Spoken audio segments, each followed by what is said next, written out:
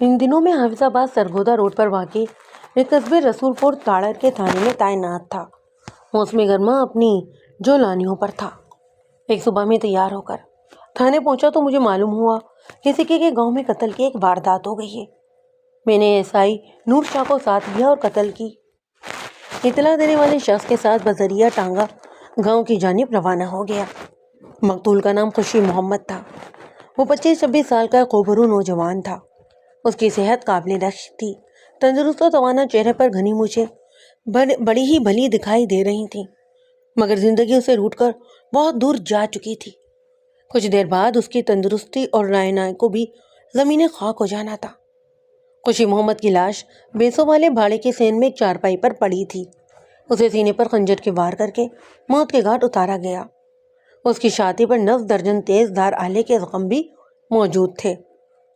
جیسا کہ بعد میں معلوم ہوا، خوشی محمد کی موت خنجر کے مہلک واروں سے ہی واقع ہوئی۔ میں نے موقع کا جائزہ لیا۔ بھینسوں کا بھاڑا الگ 4 فٹ اونچی کچی دیواری پر مشتمل تھا۔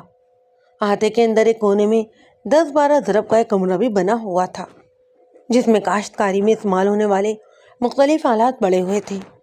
احاطے کی مغربی دیوار کے ساتھ ایک قطار میں بھینسیں اپنی کھرلیوں پر بندھی ہوئی تھیں۔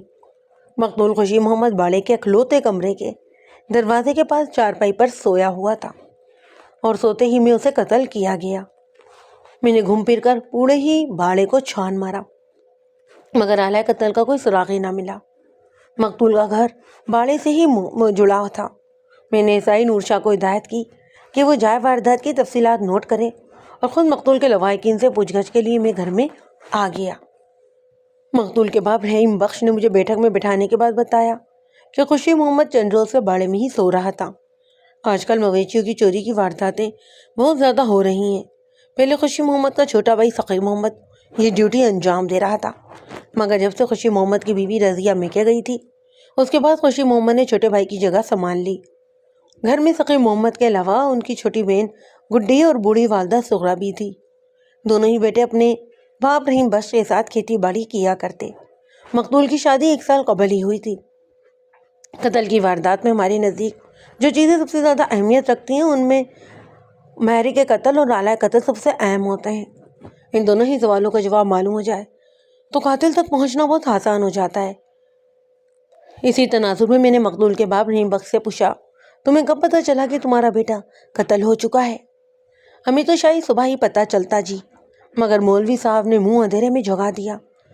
وہ غمگین لہجے میں بولا، ہم مولوی صاحب کے دروازہ کھٹکھٹانے پر اٹھے تھے۔ مولوی صاحب نے تم لوگوں کو کیوں جگایا؟ میں نے پوچھا، کوئی خاص بات ہو گئی تھی؟ انہوں نے بتایا کہ کوئی منڈا ڈھاٹے والا آدمی باڑے کی دیوار پھلان کر باہر نکلا تھا۔ وہ تہجد کی نماز کے لیے مسجد جا رہے تھے۔ انہوں نے بڑے ہی پراسرار شخص کو باڑے سے نکلتے ہوئے دیکھا تو آواز دے کر روکنے کی کوشش کی، مگر وہ رکا ہی نہیں۔ گولی کی رفتار سے وہ دوڑتے ہوئے کھیتوں کی طرف چلا گیا۔ مولوی صاحب اسے کوئی چور سمجھے تھے۔ اس کے بعد ہی انہوں نے ہمارا دروازہ کھٹکھٹا کر بتایا کہ ہمیں باڑے کا جائزہ لینا چاہیے۔ سب سے پہلے باڑے میں کون گیا تھا؟ میں اور سقی محمد ایک ساتھ ہی گھر سے نکلے، رحیم بخش نے بتایا۔ پھر پہلے سقی محمد باڑے میں داخل ہوا۔ کیا باڑے کا دروازہ کھلا ہوا تھا؟ رحیم بخش نے جواب دیا، دروازہ تو اندر سے بند تھا۔ خوشی محمد سونے سے پہلے دروازے کو اندر سے تالا لگانا نہیں بھولتا۔ حسب معمول اس نے کنڈی میں تالا لگا رکھا تھا۔ تالے کی چابی خوشی محمد کے سرہانے نیچے ہی رکھی ہوتی تھی۔ یہ بات سقی محمد کو معلوم تھی۔ پہلے وہ دیوار پھلان کر باڑے میں گیا، پھر بھائی کی خون میں لت پت لاش کو دیکھ کر تو اس کا دماغ ہی گھوم گیا۔ وہ باواز بلند چیخنے چلانے لگا۔ میں نے بڑی مشکل سے دروازہ کھلوایا۔ اندر جا کر ساری صورتحال مجھ پر واضح ہو گئی۔ مجھ پر ساتوں آسمان ایک ساتھ ہی آن گرے۔ میرے جوان بیٹے کو کسی ظالم نے بڑی بے دردی سے قتل کر ڈالا تھا۔ اپنی بات ختم کرنے کے بعد وہ آنکھوں سے جاری آنسوؤں کے سیلاب کو روکنے کی ناکام کوشش کرنے لگا۔ میں نے سنجیدہ لہجے میں کہا، رحیم بخش، تمہارے جوان بیٹے کی موت پر مجھے دلی افسوس ہے۔ اگر تم چاہتے ہو کہ تمہارے بیٹے کا قاتل پکڑا جائے تو میرے سوالوں کا صحیح جواب دینا، مجھ سے کوئی بات چھپانے کی ہرگز کوشش نہ کرنا۔ وہ آنسوؤں کو پوچھتے ہوئے بولا، تھانے دار صاحب، آپ جو پوچھیں گے میں وہی بتاؤں گا۔ اس وقت بیٹھک میں میرے اور رحیم بخش کے علاوہ مقتول کا چھوٹا بھائی سقی محمد اور گاؤں کے کچھ اور لوگ بھی موجود تھے۔ رحیم بخش نے تم نے بتایا ہے کہ مولوی صاحب نے تمہیں جگایا، کیا مولوی صاحب اس وقت یہاں موجود ہیں؟ میں نے یہ سوال اس لیے کیا تھا کہ وہاں موجود افراد میں ایک بارش شخص بھی شامل تھا۔ رحیم بخش کا جواب نفی میں تھا، وہ تو یہاں نہیں ہے۔ مولوی صاحب کا نام کیا ہے؟ مولوی عبد الرحمن۔ میرے سوال پر رحیم بخش نے مولوی عبد الرحمن کا گھر کا پتہ مجھے سمجھا دیا۔ میں نے پوچھا، رحیم بخش تمہاری کسی سے دشمنی تو نہیں؟ ہمارا کوئی دشمن نہیں ہے تھانے دار صاحب، چند روز پہلے تمہارے بیٹے کا کسی سے جھگڑا وغیرہ تو نہیں ہوا؟ اس کا جواب نفی میں تھا۔ میں نے پوچھا، تمہیں کسی پر شک ہے؟ میرا مطلب ہے کہ تمہارے خیال میں تمہارے بیٹے کو کون قتل کر سکتا ہے؟ میری تو مت ہی ماری گئی ہے، میں خواہ کسی پر شک کر کے گنہگار نہیں ہونا چاہتا، سوئنا رب یہ بہتر جانتا ہے۔ اسی وقت مقتول کی ماں سغرا بین کرتی ہوئی بیٹھک میں داخل ہوئی۔ اس کے ساتھ نسلوں پر خدا کا کہر ٹوٹے جس نے جہاں میرے بیٹے کو قتل کیا۔ ہائے وے ربا، میرے سوئنے گبرو کو کس کی نظر کھا گئی؟ جوان بیٹی کی موت نے ماں کے کلیجے پر جو زخم لگایا تھا، اس کے پیش نظر وہ جو کچھ بھی کہتی کم تھا۔ میں نے سقی محمد کو اشارہ کیا کہ وہ ماں کو سنبھال کر وہاں سے لے جائے، پر سغرا وہاں سے ہٹنے کو تیار ہی نہیں تھی اور مسلسل سینہ کو بھی کر رہی تھی۔ تاہم رحیم بخش کے سمجھانے بجھانے پر وہ گھر کے اندرونی حصے میں چلی گئی۔ اندر سے بھی خاصی دیر تک اس کے رونے کی آوازیں آتی رہیں۔ میں نے رحیم بخش سے پوچھا، تم نے بتایا کہ خوشی محمد کی بیوی میکے گئی ہوئی ہے، اس کا میکا اسی پنڈ میں ہے؟ اس نے ہمیں سر ہلایا تو میں نے سوال کیا، کیا اسے خبر دے دی گئی ہے کہ اس کا شوہر قتل ہو چکا ہے؟ ابھی تک تو اسے اطلاع نہیں بھیجی گئی، مگر یہ واقعہ کوئی چھپنے والا تو نہیں، اسے بھی پتہ چل ہی گیا ہوگا۔ میں نے ذرا سخت انداز میں پوچھا، اسے اطلاع نہ دینے کی خاص وجہ؟ اس نے بیٹھک میں موجود افراد پر ایک سرسری نظر ڈالی، پھر سرگوشیانہ انداز میں بولا، آپ میرے ساتھ آئیں جی۔ پھر وہ مجھے دوسرے کمرے میں لے گیا۔ بتایا، رضیہ کے گھر بچہ ہونے والا ہے، اسی لیے وہ میکے گئی ہے۔ ہمارے ہاں پہلا بچہ ننیال میں ہوتا ہے، میں نہیں چاہتا کہ بری خبر اس تک پہنچے۔ آج کل میں زچ کی واقع ہے۔ میں نے کہا، رحیم بخش یہ تو کوئی بہت بڑا پنڈ تو ہے نہیں کہ یہ خبر دب جائے گی، اب تک تو آس پاس کے پنڈوں کو بھی ثانی کی خبر ہو چکی ہوگی۔ وہ منہ سے کچھ نہ بولا، اس کی آنکھوں سے جھلکتی بے بسی ہی اس کا جواب تھی۔ خوشی محمد کے رضیہ کے ساتھ تعلقات کیسے تھے؟ وہ میرے سوال کا مقصد سمجھ گیا۔ ایسے کوئی بات نہیں تھی جناب، رضیہ بہت ہی اچھی کڑی ہے جی، اس نے پورا ہی گھر سامان رکھا ہے۔ خوشی محمد بھی اس کے ساتھ بہت خوش تھا۔ خوشی محمد کی شادی کو عرصہ کتنا ہوا ہے؟ 1 سال ہونے والا ہے، رحیم بخش نے جواب دیا۔ پچھلے بھادوں میں اس کا بیاہ ہوا تھا۔ اسی وقت مقتول کی سسرال سے ایک شخص نے آ کر اطلاع دی کہ رضیہ نے بیٹے کو جنم دیا ہے۔ خوشی محمد کے قتل کی خبر رضیہ کے میکے میں بھی پہنچ چکی تھی، مگر مصلیحتاً ابھی رضیہ کو یہ روح فرزا خبر نہیں سنائی گئی۔ جب ان لوگوں کو اس واردات کا علم ہوا، اس وقت رضیہ بے ہوش تھی۔ ایسا ممکن تو نہیں تھا کہ ہمیشہ کے لیے اسے یہ خبر چھپا لی جاتی۔ آخر ایک نہ ایک دن اسے صورتحال تو معلوم ہو ہی جانا تھی۔ قدرت کے کھیل بھی نرالے ہوتے ہیں۔ بیٹے نے باپ کی موت سے اپنی زندگی کا آغاز کیا تھا۔ رحیم بخش سے مزید 2-4 سوال پوچھنے کے بعد میں باڑے میں چلا آیا۔ ابھی تک مجھے تفتیش کے لیے آغاز کرنے کا کوئی اشارہ ہی نہیں ملا تھا۔ اسی سلسلے میں مولوی عبد الرحمن سے شاید کوئی کام کی بات معلوم ہو جاتی۔ میں نے سقی محمد کو بھیج کر اسے بلوا لیا۔ باڑے میں نور شاہ اپنی کارروائی مکمل کر چکا تھا۔ میں اس کے پاس پہنچا تو اس نے استعمال شدہ غصے کا پاؤں میری طرف بڑھا دیا۔ اس کے چہرے پر دبا دبا جوش بھی نظر آ رہا تھا۔ یہ کیا ہے نور شاہ؟ ملک صاحب، یہ دیوار کے پاس ملا ہے، لگتا ہے کہ دیوار کودتے وقت قاتل کے پاؤں سے گر گیا تھا۔ اس کی بات میں وزن تھا، مگر یہ بھی تو ہو سکتا تھا کہ غصے کا پاؤں گھر کے ہی کسی فرد کا ہو۔ میں نے رحیم بخش کو بلوا کر تصدیق ضروری سمجھی۔ اس نے الٹ پلٹ کر غصے کو دیکھا اور میرے خیالات کی تردید کر دی۔ نہیں تھانے دار صاحب، یہ ہمارے گھر کے کسی بندے کا اتنا بڑا پاؤں نہیں ہے۔ میں نے رحیم بخش کی بات پر چونک کر غصے کو دیکھا۔ واقعی وہ غیر معمولی سائز کا تھا، یعنی عام سائز سے بہت بڑا، آپ اسے 10 نمبر کا سمجھ لیں۔ میں نے جلدی سے پوچھا، رحیم بخش اس گاؤں میں کتنے موچی ہیں؟ ایک ہی ہے جی، محمد نواز، لوگ اسے نواجہ کہتے ہیں۔ میں نے رحیم بخش سے نواجہ موچی کی دکان پوچھی تو اس نے جواب دیا، آپ کیوں تکلیف کرتے ہیں سرکار، میں اسے یہیں پر بلوا لیتا ہوں۔ پھر اس نے وہیں کھڑے ایک لڑکے سے کہا، اوے کاکا، جا کے نواجہ موچی کو تو بلا لا۔ ادھر رحیم بخش کی بات ختم ہوئی، ادھر اس کاکے نے دوڑ لگا دی۔ اسی انسنا میں سقی محمد مولوی عبد الرحمن کو بھی بلا لایا۔ اس نے آتے ہی مجھے سلام کیا۔ میں نے پوچھا، مولوی صاحب، آپ وہ بھائی شخص ہیں جس نے آج ایک بندے کو اس باڑے میں سے نکل کر فرار ہوتے ہوئے دیکھا؟ آپ بتا سکتے ہیں کہ آپ نے اسے کس وقت دیکھا تھا؟ مجھے وقت کا تو صحیح طرح اندازہ نہیں ہے، لیکن اتنا جانتا ہوں کہ ابھی فجر کی اذان نہیں ہوئی تھی۔ آپ اس وقت گلی میں کیا کر رہے تھے؟ میرے سوال پر مولوی عبد الرحمن کے چہرے پر ناگواری کے تاثرات ابھر آئے۔ میں کچھ نہیں کر رہا تھا، اس نے تیز آواز میں کہا، اپنے مولا کی عبادت کے لیے مسجد میں جا رہا تھا۔ گزشتہ 10 سال سے میری تہجد نہیں چھوٹی۔ آخری جملہ ادا کرتے ہوئے اس کا سینہ فخر سے پھول گیا تھا۔ میں نے جلدی سے کہا، ماشاء اللہ ماشاء اللہ۔ پھر پوچھا، مولوی صاحب، آپ نے پرسرار شخص کو باڑے کی دیوار پھلانگ کر فرار ہوتے ہوئے دیکھا تو اسے روکنے کی کوشش کیوں نہیں کی؟ کوشش کی تھی، اس نے کہا، مگر وہ چلاوے کی طرح غائب ہو گیا۔ میں نے سنا ہے کہ اس نے منہ پر ڈھاٹا باندھ رکھا تھا۔ مولوی عبد الرحمن نے حامی جواب دیا، پھر بتایا، اور پاؤں سے بھی ننگا تھا۔ پھر تو وہ گاما ہی ہوگا۔ وہاں پر موجود ایک شخص نے تبصرہ کیا۔ گاما کون؟ میں نے پوچھا۔ رحیم بخش نے بتایا ہے، ایک مویشی چور۔ اس کے بارے میں کہا جاتا ہے کہ وہ ڈھاٹا باندھ کر ننگے پاؤں چوری کی وارداتیں کرتا ہے۔ وہ کس گاؤں کا رہنے والا ہے؟ ثانی در صاحب، یہ پتہ چل جاتا تو اب تک وہ گرفتار ہو چکا ہوتا۔ مولوی عبد الرحمن نے جواب دیا، میرے خیال میں تو یہ سب لوگوں کا وہم ہے، خواہ خواہ فرضی مویشی چور کا مشہور کر رکھا ہے۔ بس لوگوں کے ایمانی کمزور ہو گئے۔ ہم جب تک اللہ تعالیٰ، میں نے قطع کلامی کرتے ہوئے کہا، آپ نے تو خود دیکھا ہے اس شخص کو مولوی صاحب۔ میں نے یہ کب کہا ہے کہ وہ گاما تھا؟ اس نے الٹا سوال ہی کر ڈالا، خدا بہتر جانتا ہے کہ وہ کون تھا۔ میں نے رحیم بخش کو مطلع کر کے کوئی غلطی کی ہے کیا؟ میں نے ذرا سا لہجے میں کہا، مولوی صاحب، اس باڑے میں قتل کی ایک واردات ہو چکی ہے۔ مقتول کے لواحقین کو مطلع کرنے والے آپ تھے، اگرچہ آپ کو معلوم نہیں تھا کہ باڑے کے اندر کیا واقعہ پیش آ چکا تھا۔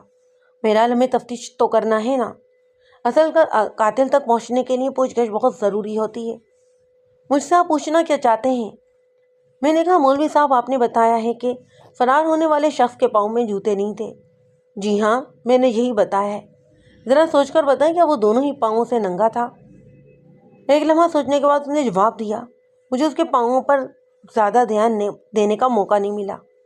اگر میں اس قدر بوڑھا اور کمزور نہ ہوتا تو اس کا تعاقب کر کے اسے دبوچ بھی لیتا۔ بس ایک نظر میں تو وہ مجھے پاؤں میں ننگا ہی لگا، دوسری نظر سے پہلے ہی وہ میری حد نگاہ سے نکل کر اندھیرے کا حصہ بن گیا۔ میں نے محسوس کر لیا کہ عبد الرحمن سے مجھے کوئی بھی کام کی بات معلوم نہیں ہو سکتی۔ ایک بات مجھے شک میں ڈال رہی تھی، اگر واقعی وہ پرسرار شخص گاما مویشی چور ہی تھا تو پھر اس نے رحیم موچی کے چرانے کے بجائے اس کے بیٹے کو قتل کیوں کیا؟ پھر ایک خیال یہ بھی آیا کہ گاما نامی کوئی شخص وجود رکھتا بھی تھا یا محض ایک افسانوی کردار تھا۔ میں نے رحیم بخش سے پوچھا، آج تک کسی نے گاما مویشی کو چوری کرتے بھی دیکھا ہے؟ دیکھا تو کسی نے نہیں ہے جی، بس اس کی دہشت ہی پھیلی ہوئی ہے۔ جب کسی نے دیکھا ہی نہیں تو یہ کیسے پتہ چلا کہ اس کا نام گاما ہے؟ رحیم بخش کے بجائے اس شخص نے جواب دیا جس نے مولوی عبد الرحمن کے بیان پر انکشاف کیا تھا کہ فرار ہونے والا شخص گاما تھا۔ تھانے دار صاحب، مویشی چور بہت مشہور ہے، کمال ہے آپ نے اس کا یہ نام بھی نہیں سنا۔ نام سنا ہوتا تو اس وقت وہ جیل میں ہوتا۔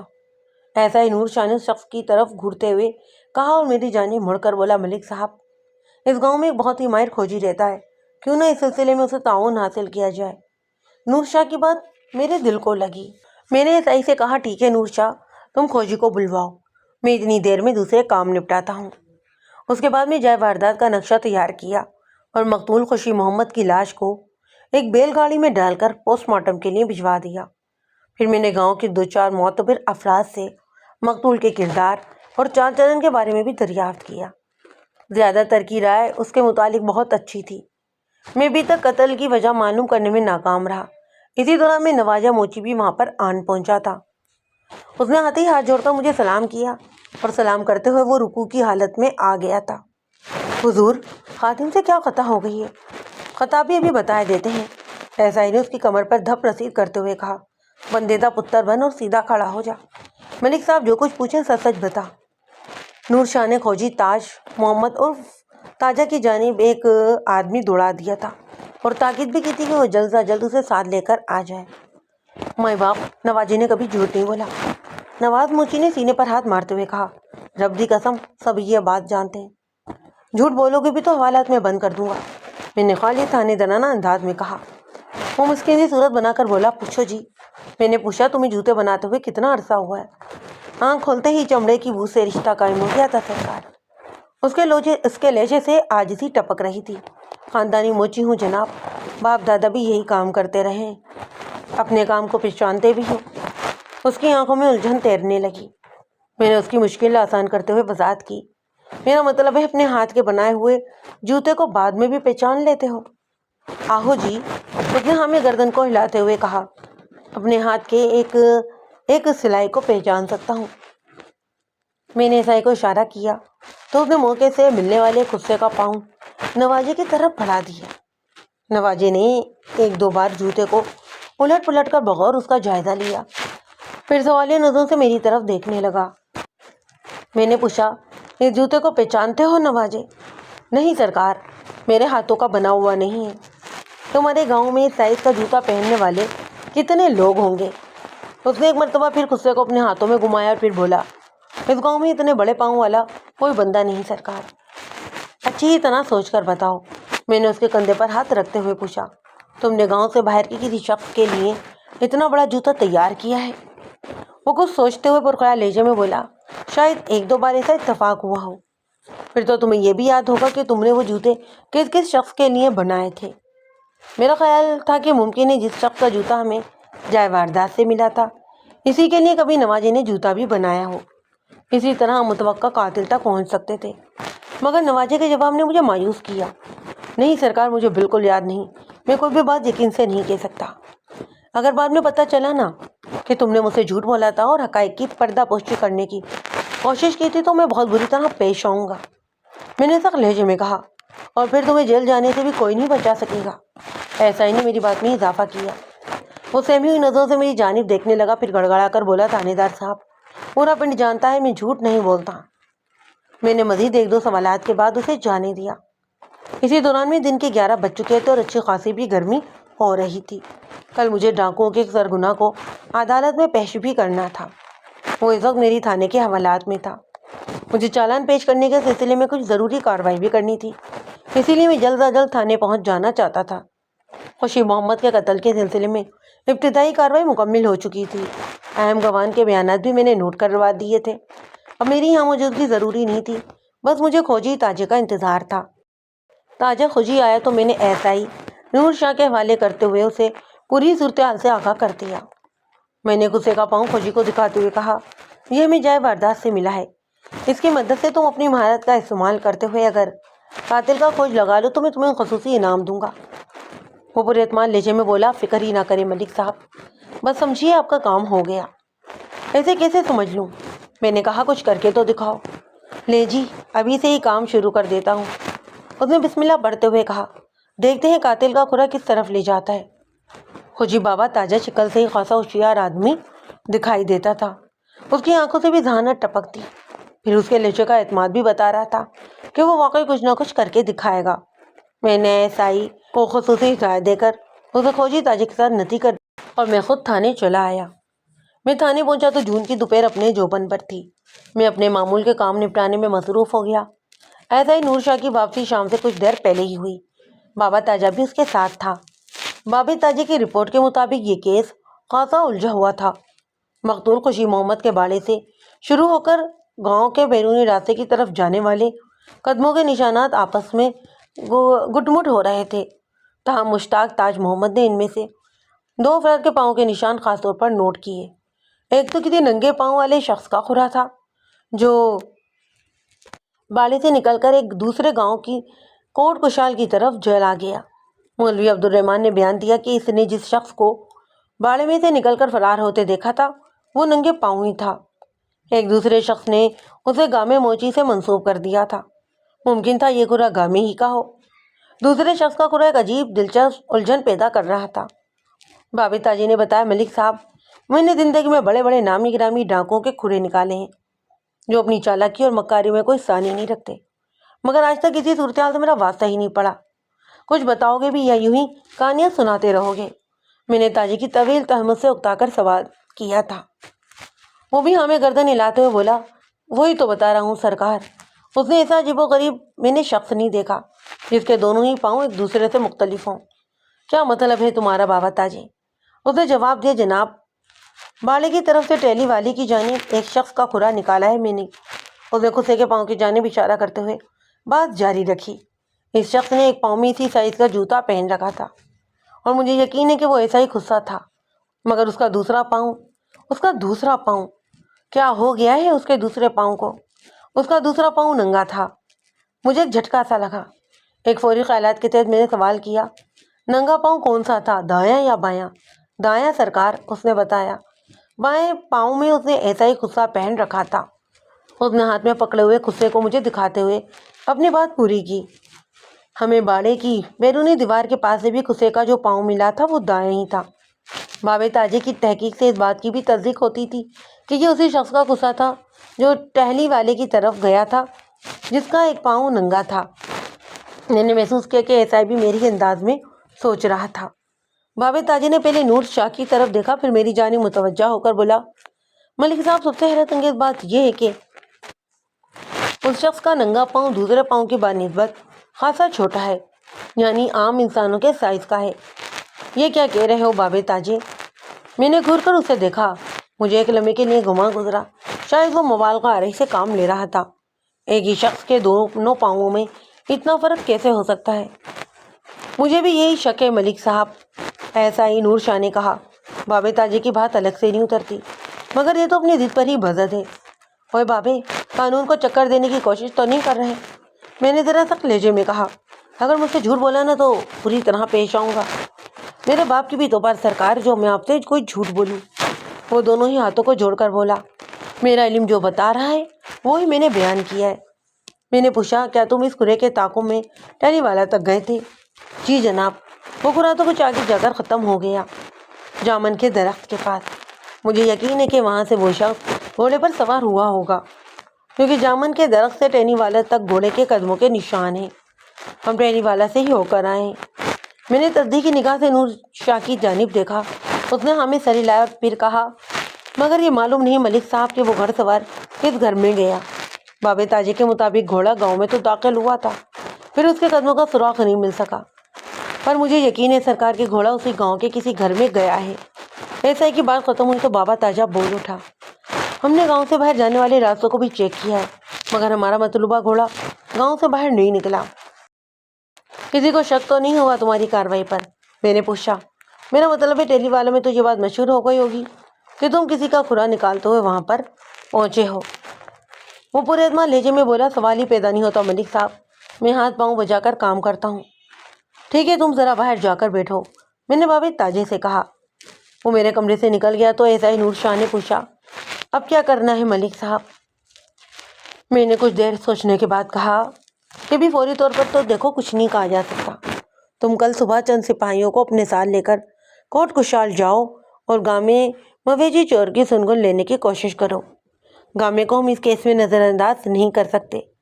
حقیقت میں کوئی اس کا وجود ہے یا نہیں، اس بات سے قطع نظر وہ ہمارے لیے اس لیے بھی اہم ہے کہ اسے مقتول کے گھر سے فرار ہوتے ہوئے دیکھا گیا ہے۔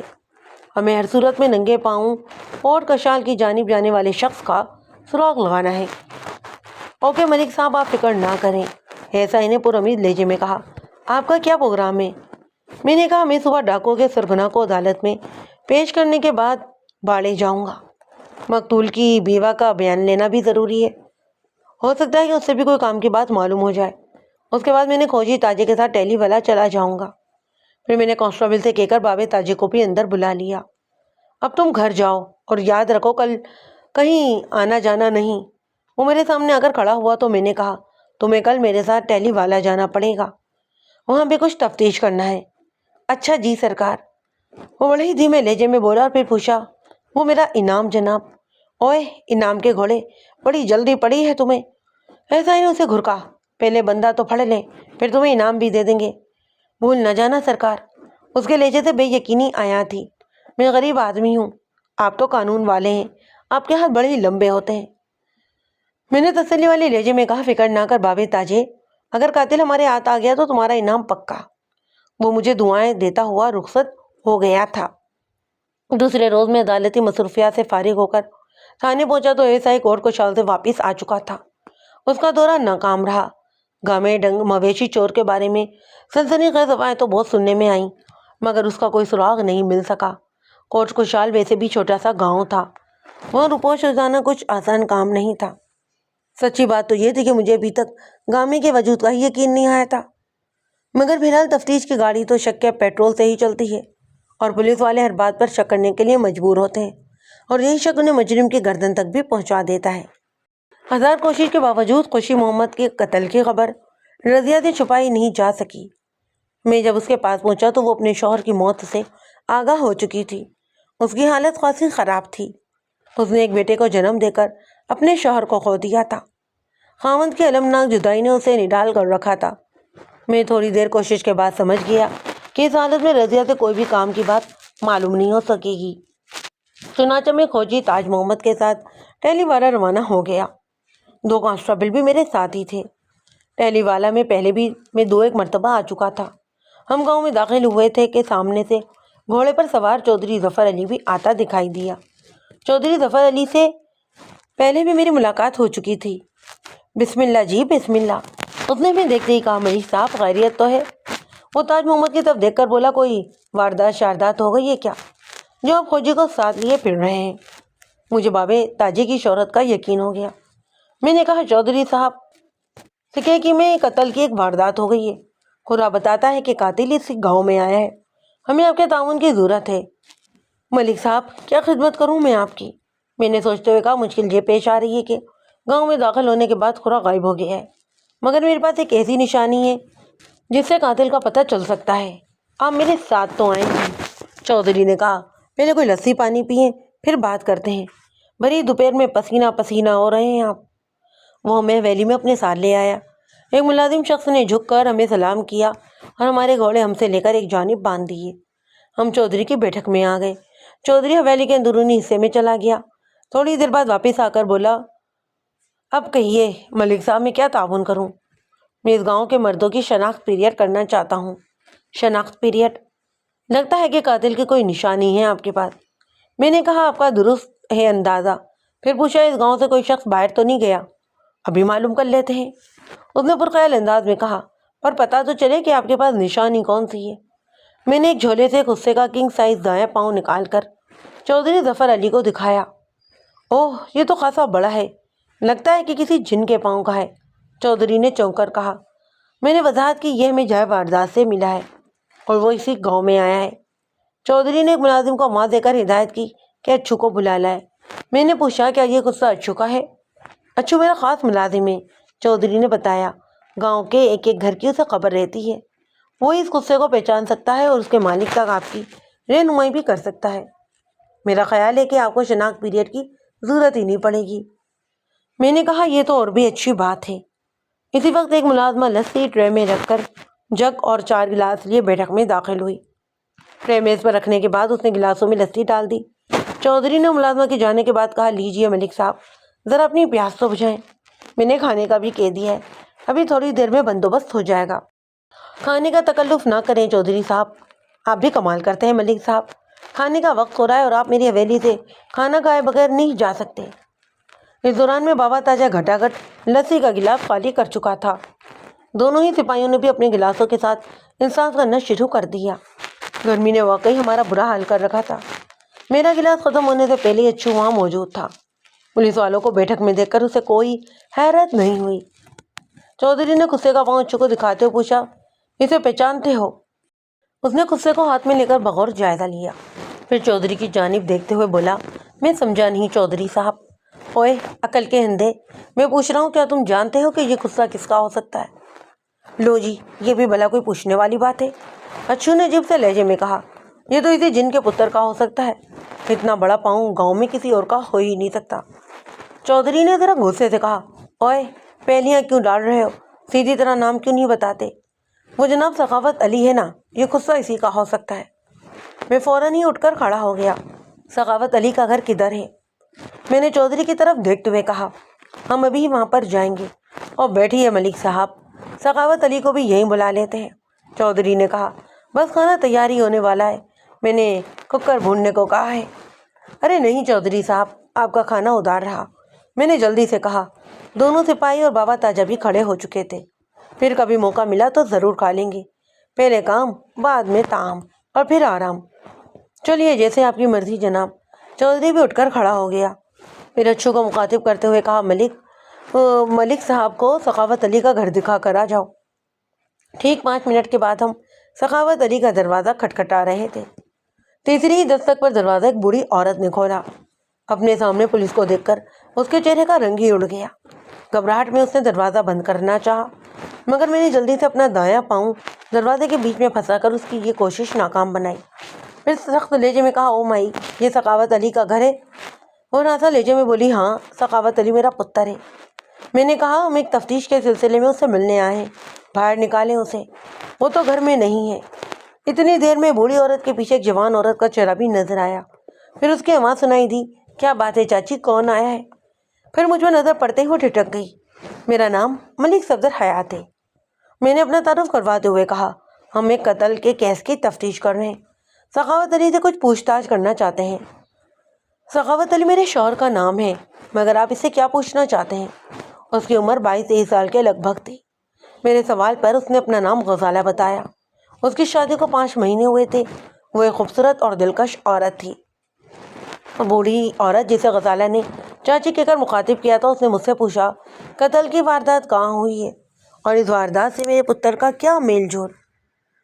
یہ قتل کی واردات سکے میں ہوئی اور ایک بندہ قتل ہو گیا ہے، میں نے سخت لہجے میں بتایا، اور سخاوت کا اس قتل سے بڑا ہی گہرا تعلق ہے۔ ہائے وے ربا! غزالہ کی ساس نے سینے پر ہاتھ مارتے ہوئے کہا، غزالہ، تیرے پنڈ میں بندہ قتل ہو گیا ہے؟ غزالہ نے اپنی ساس کی بات کو نظر انداز کرتے ہوئے مجھ سے پوچھا، کیا نام تھا جی بندے کا؟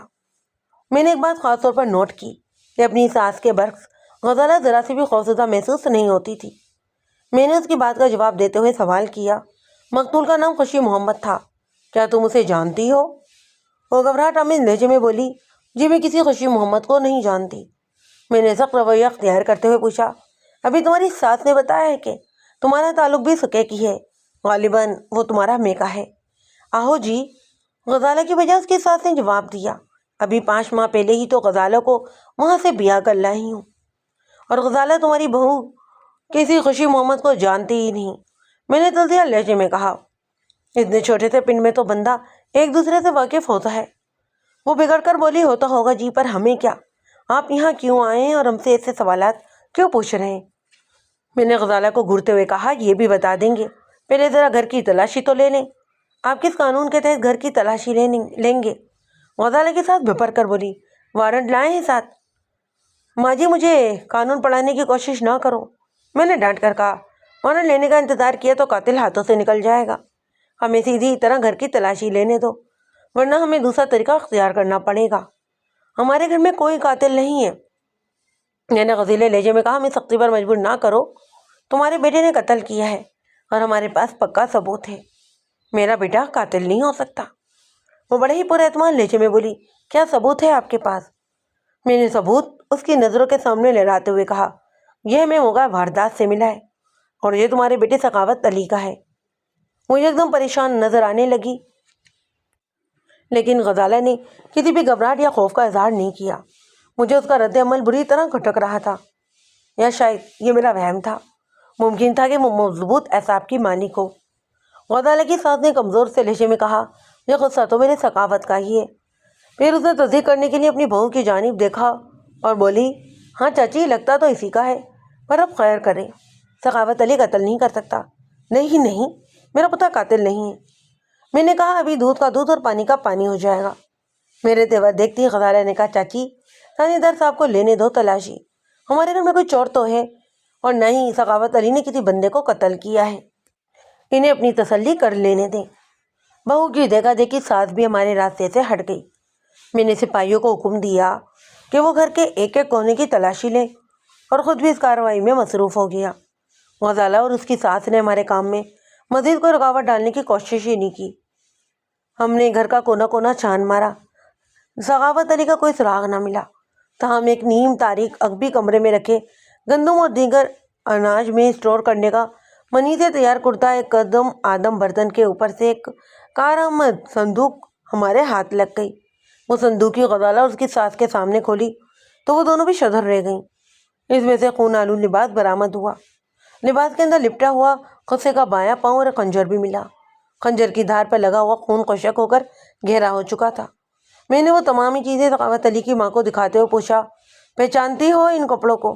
کپڑے تو سخاوت علی کے ہی ہیں، پر وہ قاتل نہیں ہے۔ میں نے اس کا جملہ مکمل کرتے ہوئے تنزیہ لہجے میں کہا، یہی کہنا چاہتے ہو نا تم؟ پھر میں نے خالہ کی طرف مڑتے ہوئے کہا، تم کیا کہتی ہو؟ وہ دونوں ہی ہاتھوں سے سر کو تھام کر بولی، میری تو کچھ سمجھ میں ہی نہیں آ رہا۔ اسی انجنا میں سخاوت علی بھی وہاں پر پہنچ گیا۔ وہ پولیس کو اپنے گھر میں دیکھ کر بوکھلا گیا تھا۔ میں نے فوراً ایک سپاہی کو حکم دیا کہ اسے گرفتار کر لو۔ سخاوت علی کی عمر کا اندازہ میں نے 29-30 سال کا لگایا۔ وہ مضبوط کاٹی کا مالک ایک دراز قامت شخص تھا۔ میں نے اس کے پاؤں کا بطور خاص جائزہ لیا۔ وہ غیر معمولی طور پر بڑے تھے۔ پاؤں کی طرح اس کے ہاتھ بھی خاصے بڑے بڑے تھے۔ سخاوت علی کے دونوں پاؤں ایک جیسے تھے، یعنی دایاں پاؤں کی بنسبت چھوٹا نہیں تھا، اور اس بات سے کھوجی کے بیان کی تردید ہوتی۔ باقی تمام ہی شہادتیں موجود تھیں۔ آلۂ قتل بھی برآمد ہو چکا تھا۔ اب قتل کی وجہ معلوم کرنا بس باقی رہ گیا۔ سپاہی ہتھکڑی لے کر آگے بڑھا تو سخاوت پیچھے ہٹتے ہوئے بولا، یہ سب کیا ہو رہا ہے جناب؟ مجھے کیوں گرفتار کیا جا رہا ہے؟ کیا کیا ہے میں نے؟ اوئے زیادہ بک بک نہ کر۔ دوسرے سپاہی نے اسے پیچھے سے پکڑ لیا۔ پہلے گرفتاری دو، پھر سب پتہ بھی چل جائے گا۔ دونوں ہی سپاہیوں نے مل کر اسے الٹی ہتھکڑی لگا دی۔ وہ بہت بری طرح مچل رہا تھا۔ میں نے پوچھا، سخاوت علی تمہارا ہی نام ہے؟ جی ہاں، مگر بات کیا ہے؟ ایک سپاہی نے اس کی گردن پر مکہ رسید کرتے ہوئے کہا، اوے باگر بلے، قتل کی واردات کرتے ہو اور معصوم بنتے ہو۔ قتل؟ وہ حیرت آمیز انداز میں بولا، جناب یہ کیا کہہ رہے ہیں آپ؟ اگر وہ اداکاری کرتا تو بہت ہی کامیاب اداکاری تھی اس کی۔ قتل کیا ہے تم نے؟ میں نے اس کے منہ پر ایک زوردار تھپڑ رسید کیا۔ خوشی محمد کو قتل کیا ہے۔ وہ بدستور الجھن آمیز انداز میں بولا، آپ کو کوئی غلط فہمی ہوئی ہے سرکار۔ اوے قانون کی آنکھوں میں دھول جھونک سکتا ہے کیا؟ ایک کانسٹیبل نے اس کی پنڈلی پر ٹھڈا مارا۔ ہمیں کوئی غلط فہمی نہیں ہوئی۔ ایک لمحے کے لیے وہ انتہائی بے بس اور لاچار نظر آیا۔ میں نے خون آلود لباس اس کی جانب بڑھاتے ہوئے پوچھا، یہ کپڑے تمہارے ہی ہیں؟ وہ ٹک ٹک کر بولا، کپڑے تو میرے ہی ہیں، مگر ان پر خون کیسے لگ گیا؟ اوے ایکٹر کے پتر، زیادہ اداکاری نہ کر ورنہ ہنڈیا بگاڑ کر رکھ دوں گا۔ میں نے رولر اس کے کندھے پر مارا، اور یہ غصے بھی تو تیرے ہی ہیں۔ اس نے ہمیں سری لایا تو میں نے پوچھا، اور یہ خنجر؟ اس کے بارے میں کچھ نہیں جانتا۔ تمہارے تو بڑے بھی جان ہی جائیں گے۔ سپاہی نے گردن سے پکڑ کر اسے ایک جھٹکا دیا، پھر مجھ سے مخاطب ہوا، ملک صاحب اسے تھانے لے چلیں۔ وہ رو دینے والے انداز میں بولا، مگر کیوں؟ میں آپ کو بتا تو چکا ہوں کہ میں نے خوشی محمد کو قتل نہیں کیا۔ انجان بننے کی کوشش نہ کر۔ میں نے اس کی آنکھوں میں دیکھتے سخت انداز میں کہا، تم 27 جون منگل کی رات کہاں تھے؟ واضح رہے کہ خوشی محمد کا قتل مذکرہ دن اور تاریخ کو ہوا تھا۔ اس نے جواب دیا، میں اپنے گھر میں ہی تھا۔ میں نے اچانک پوچھا، تم نے خوشی محمد کو قتل کیوں کیا؟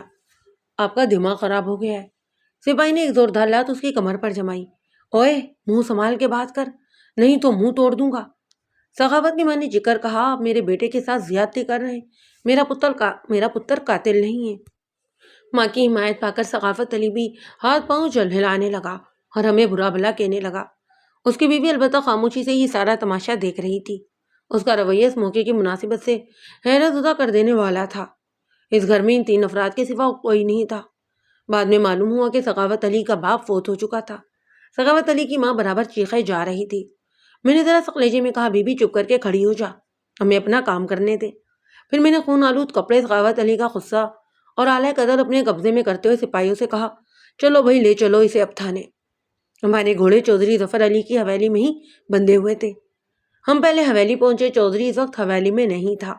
اس ساری کاروائی میں ساپیر ہو گئی تھی۔ اس کے بعد ہم تھانے کی طرف روانہ ہو گئے۔ خوشی بابے تاجے سے جو میں نے وعدہ کیا تھا، وہ چند روز کے بعد ہی تھانے آ کر اپنا انعام لے لے۔ اس کے ہاتھ میں نے مقتول کے باپ کے لیے پیغام بھجوایا کہ قاتل گرفتار ہو چکا ہے، وہ تھانے چلے ہیں۔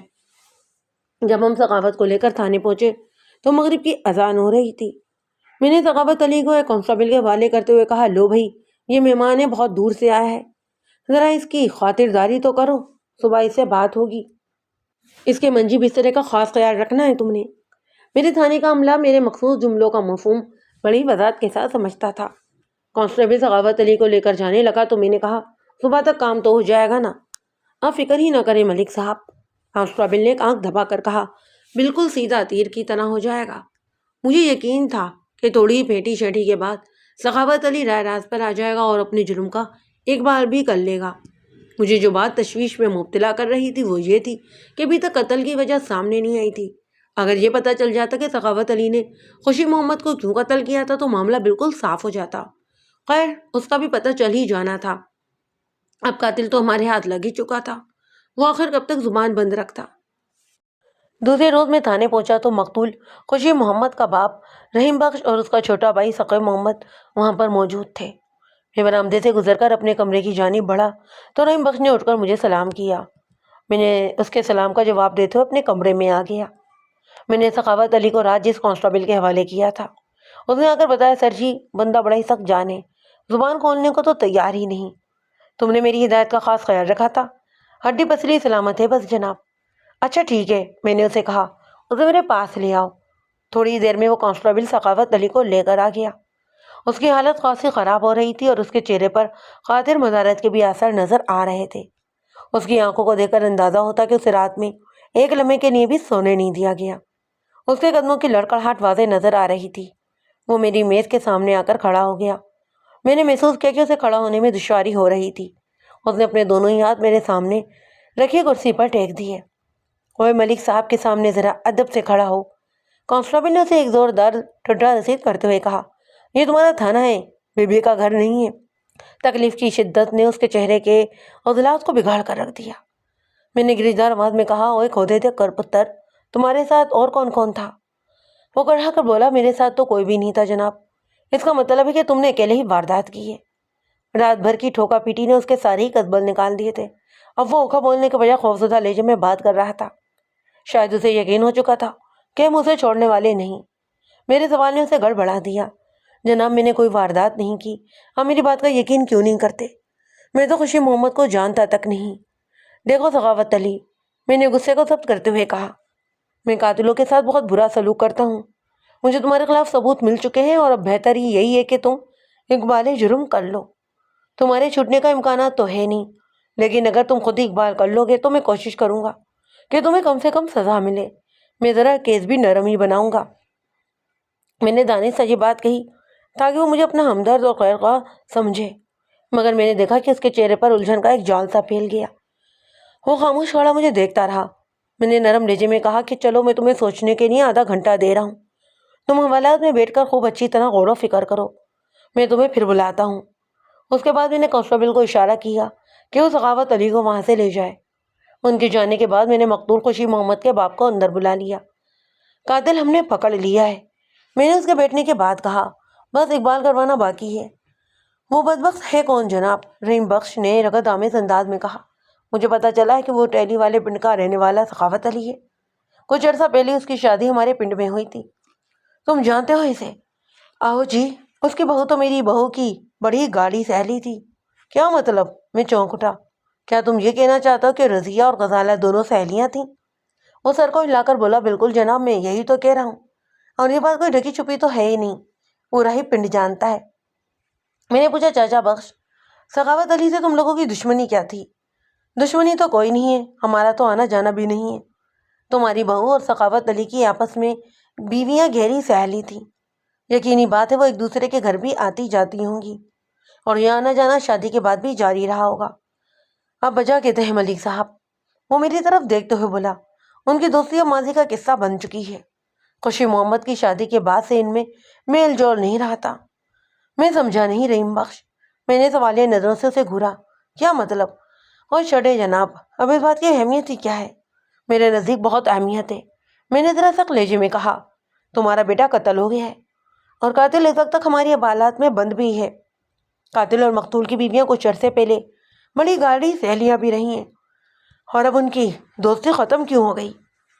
بس یہ وہ بات ہی ایسی ہوئی تھی، میں وہی بات تو جاننا چاہتا ہوں۔ چاروں ہی جانب نگاہ دوڑاتے ہوئے سرگوشیانہ انداز میں بولا، تھانے دار صاحب، میرا نام نہیں آنا چاہیے، میں کسی کا برا نہیں بننا چاہتا، میں ایک عزت دار آدمی ہوں اور دوسروں کی بھی عزت کرتا ہوں۔ تم فکر نہیں کرو، یہ بات ہمارے درمیان میں شروع ہو کر ہی ختم ہو جائے گی۔ میرے حوصلہ دلانے پر اس نے بتایا، غزالہ خوشی محمد سے شادی کی خواہ تھی، مگر ہم اس کے لیے قطعی تیار ہی نہیں تھے۔ حالانکہ غزالہ کے ماں پپو بھی راضی تھے۔ ارے ان سے ان کی دوستی ختم ہونے کا کیا تعلق ہے نا جناب، وہ کچھ سوچتے ہوئے بولا۔ غزالہ کا خیال تھا کہ ہم نے رئیسہ کی وجہ سے اس کا رشتہ لینے سے انکار کر دیا۔ حقیقت کیا تھی؟ حقیقت تو اس کے الٹ تھی جناب۔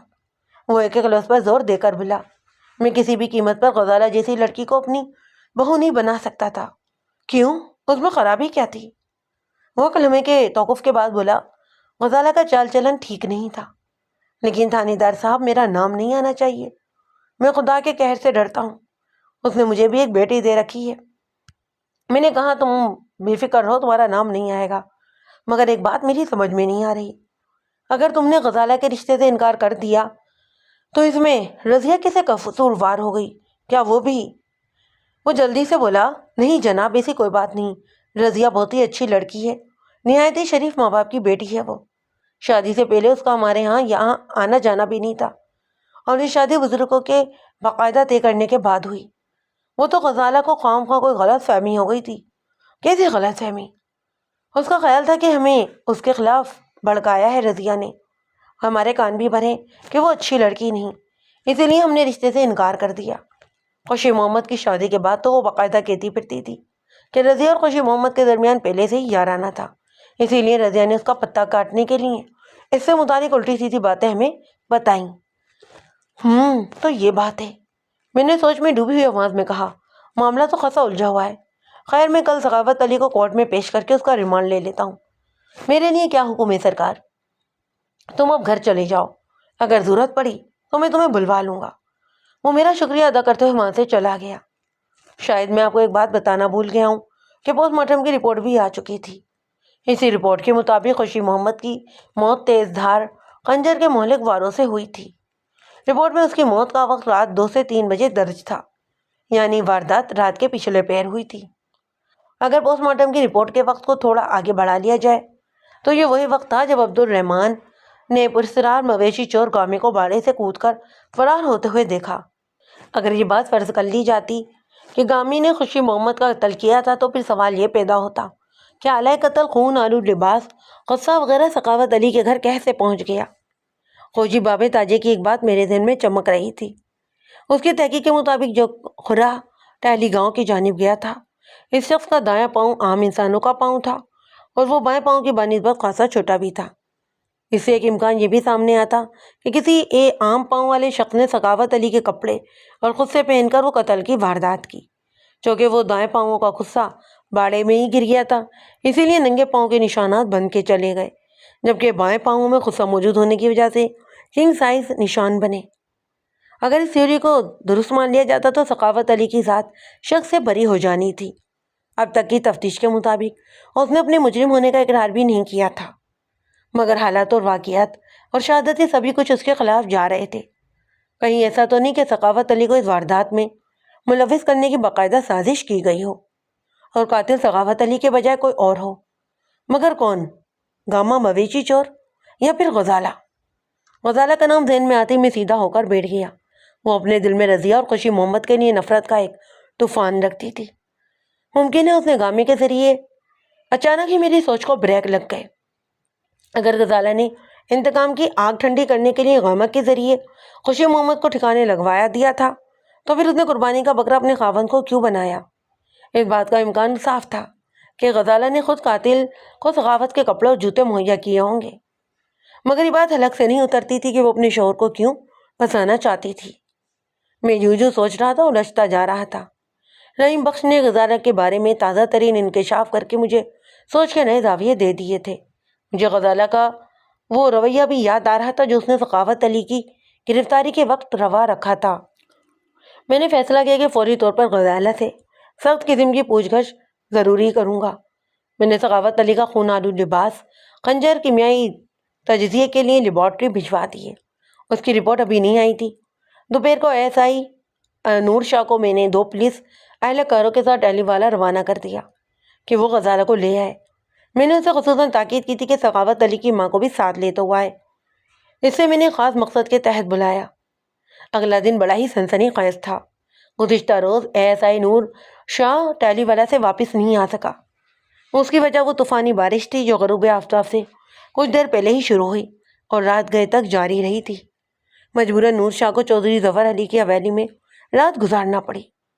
میں نے کل حسب وعدہ آدھے گھنٹے کے بعد سخاوت علی سے دوبارہ پوچھ گچھ کی، مگر کوئی بھی فائدہ مند نتیجہ برآمد نہیں ہوا۔ چنانچہ آج میں نے صبح اسے عدالت میں پیش کر کے 7 دن کا ریمانڈ حاصل کر لیا۔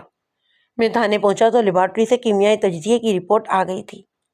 سخاوت علی کے لباس پر پائے جانے والے خون کے دھبے خوشی محمد کے خون کے ہی تھے۔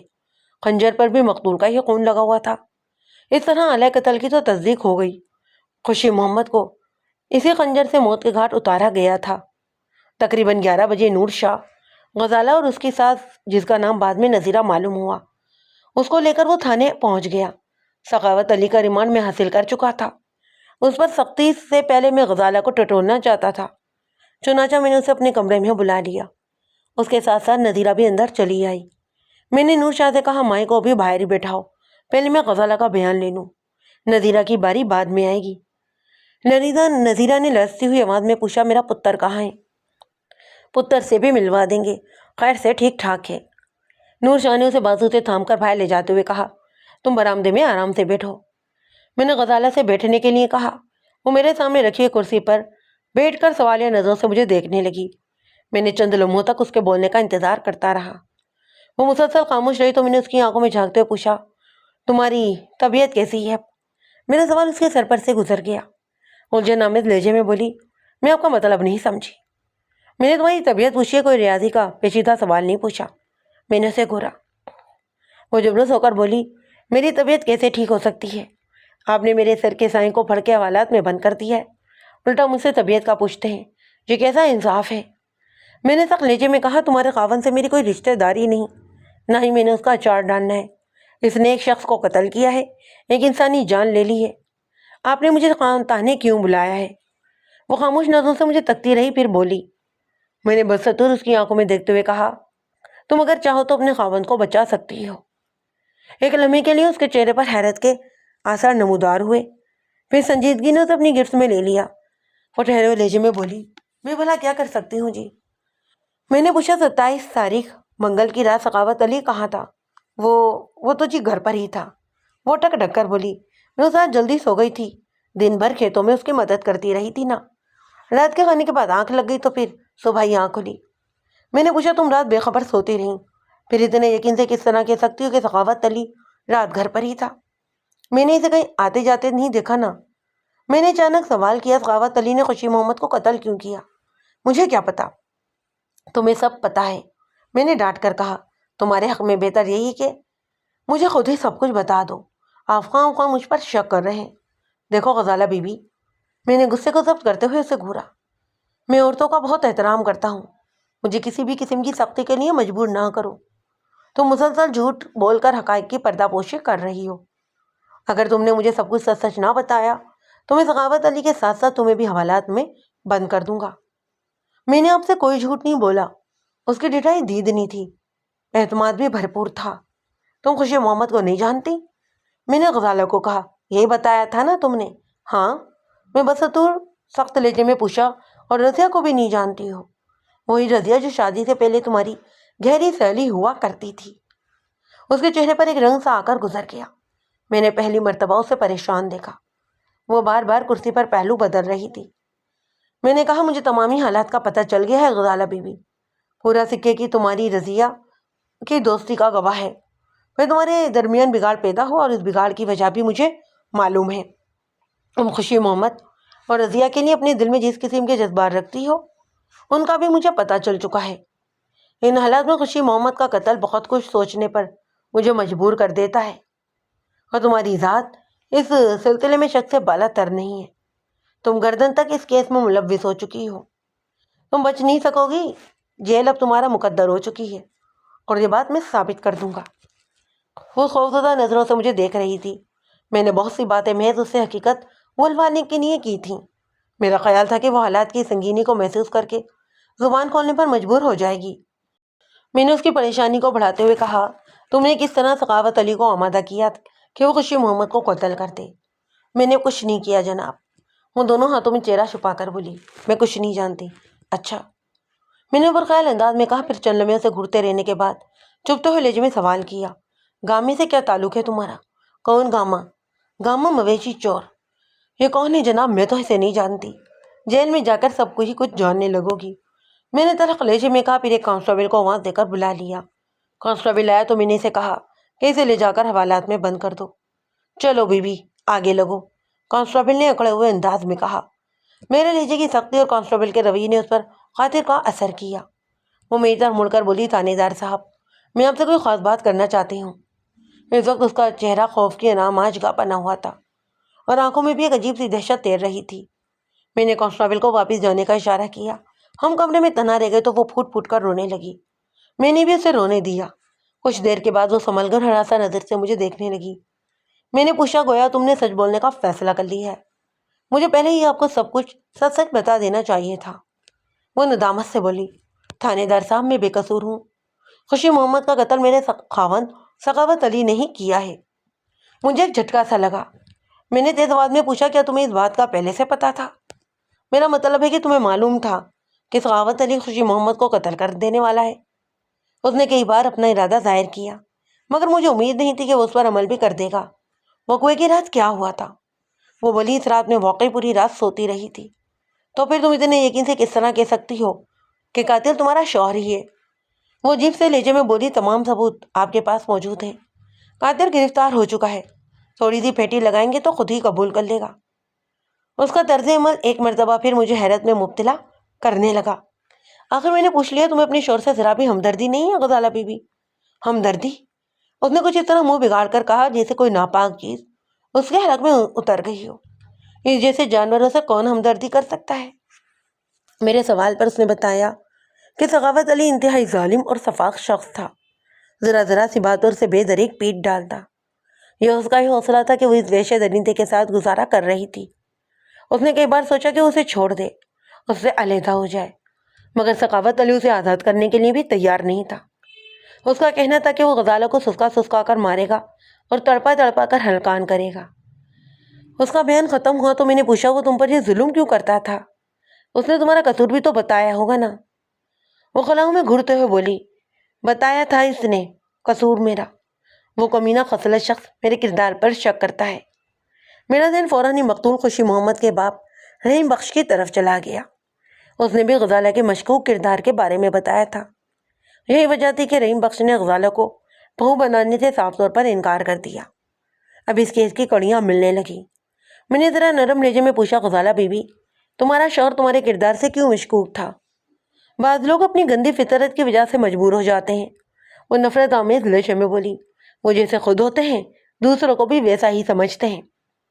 ایک لمحے کو رک کر اس نے کہا، آئینے میں ہر شخص کو اپنا عکس ہی نظر آتا ہے۔ میں نے ذرا گھما پھرا کر سوال کیا، میں نے سنا ہے کہ تم خوشی محمد سے شادی کی خواہاں تھی؟ اس کی آنکھوں میں خواب سے اتر آئے، ٹھیک سنا تھا آپ نے، مگر وہ بہت ہی گھٹیا نکلا۔ اس کٹنی کی لچھے دار باتوں میں آ گیا، مجھے دنیا بھر کے مردوں سے نفرت ہو گئی ہے۔ مجھے اس کے نقطہ نظر سے کوئی سروکار نہیں تھا۔ میں نے اپنے مطلب کا سوال کیا، غالباً کٹنی سے تمہاری مراد رضیہ ہے؟ جی، میں اس جنم قسمی کا نام بھی سننا نہیں چاہتی۔ وہ اچانک ہی بھپر گئی، اس کی آنکھیں شعلہ اگلنے لگی اور چہرہ بھی تمتما اٹھا۔ مجھے اس وقت وہ ایک زخمی شیرنی کے معنی دکھائی دے رہی تھی جو جوش میں اپنے دشمن کو پلک جھپکتے میں چیڑ پھاڑ کر رکھ دیتی ہے۔ ایک لمحے کے لیے مجھے اس کے تیور دیکھ کر خوفزا محسوس ہوا۔ میں نے اپنے سوالات کا زاویہ تبدیل کرتے ہوئے پوچھا، تم نے بتایا ہے کہ تمہارا شوہر کئی بار خوشی محمد کو قتل کرنے کا ذکر کر چکا تھا، اس کی وجہ کیا تھی؟ وہ خوفناک انداز میں بولی، اسے شک تھا کہ شادی سے پہلے خوشی محمد سے میرا ملنا جلنا تھا۔ اس شک کی بنیاد، اس کی سانسوں میں اچانک تیزی آ گئی، پھنکار کر بولی، وہی کتی کہیں کی رضیہ، خدا اسے غارت کرے، اس کی نسلوں کا بیڑا غرق کرے۔ اس نے پہلے خوشی محمد کو ورغلایا، پھر میرے گھر کو بھی آگ لگائی۔ میرے بلانے پسلانے پر اس نے جو تفصیل بتائی اس کا مختصر خلاصہ یہ ہے کہ رضیہ اور غزالہ بچپن کی دوستیں تھیں۔ غزالہ نے اسکول کا منہ نہیں دیکھا تھا، جبکہ رضیہ نے مڈل تک تعلیم حاصل کی۔ پھر جوانی کی دہلیز پر قدم رکھتے ہی غزالہ کو خوشی محمد اچھا لگنے لگا۔ خوشی محمد کی طرف سے بھی مثبت رد عمل دیکھ کر غزالہ والے نے عشقیہ خطوط کا سلسلہ شروع کر دیا۔ غزالہ چونکہ لکھنا پڑھنا نہیں جانتی تھی، اس لیے اس کی جانب سے تمامی خطوط کی رازدار سہیلی رضیہ ہی لکھ کر خط دیتی اور خوشی محمد کے خطوط بھی وہ اسے پڑھ کر سناتی۔ غزالہ کا موقف یہ تھا کہ وہ نہیں جانتی تھی کہ رضیہ اس کی طرف سے خوشی محمد کو بھیجے جانے والے خطوط میں کیا کیا لکھ کر بھیجتی اور خوشی محمد جواباً کیا لکھتا تھا۔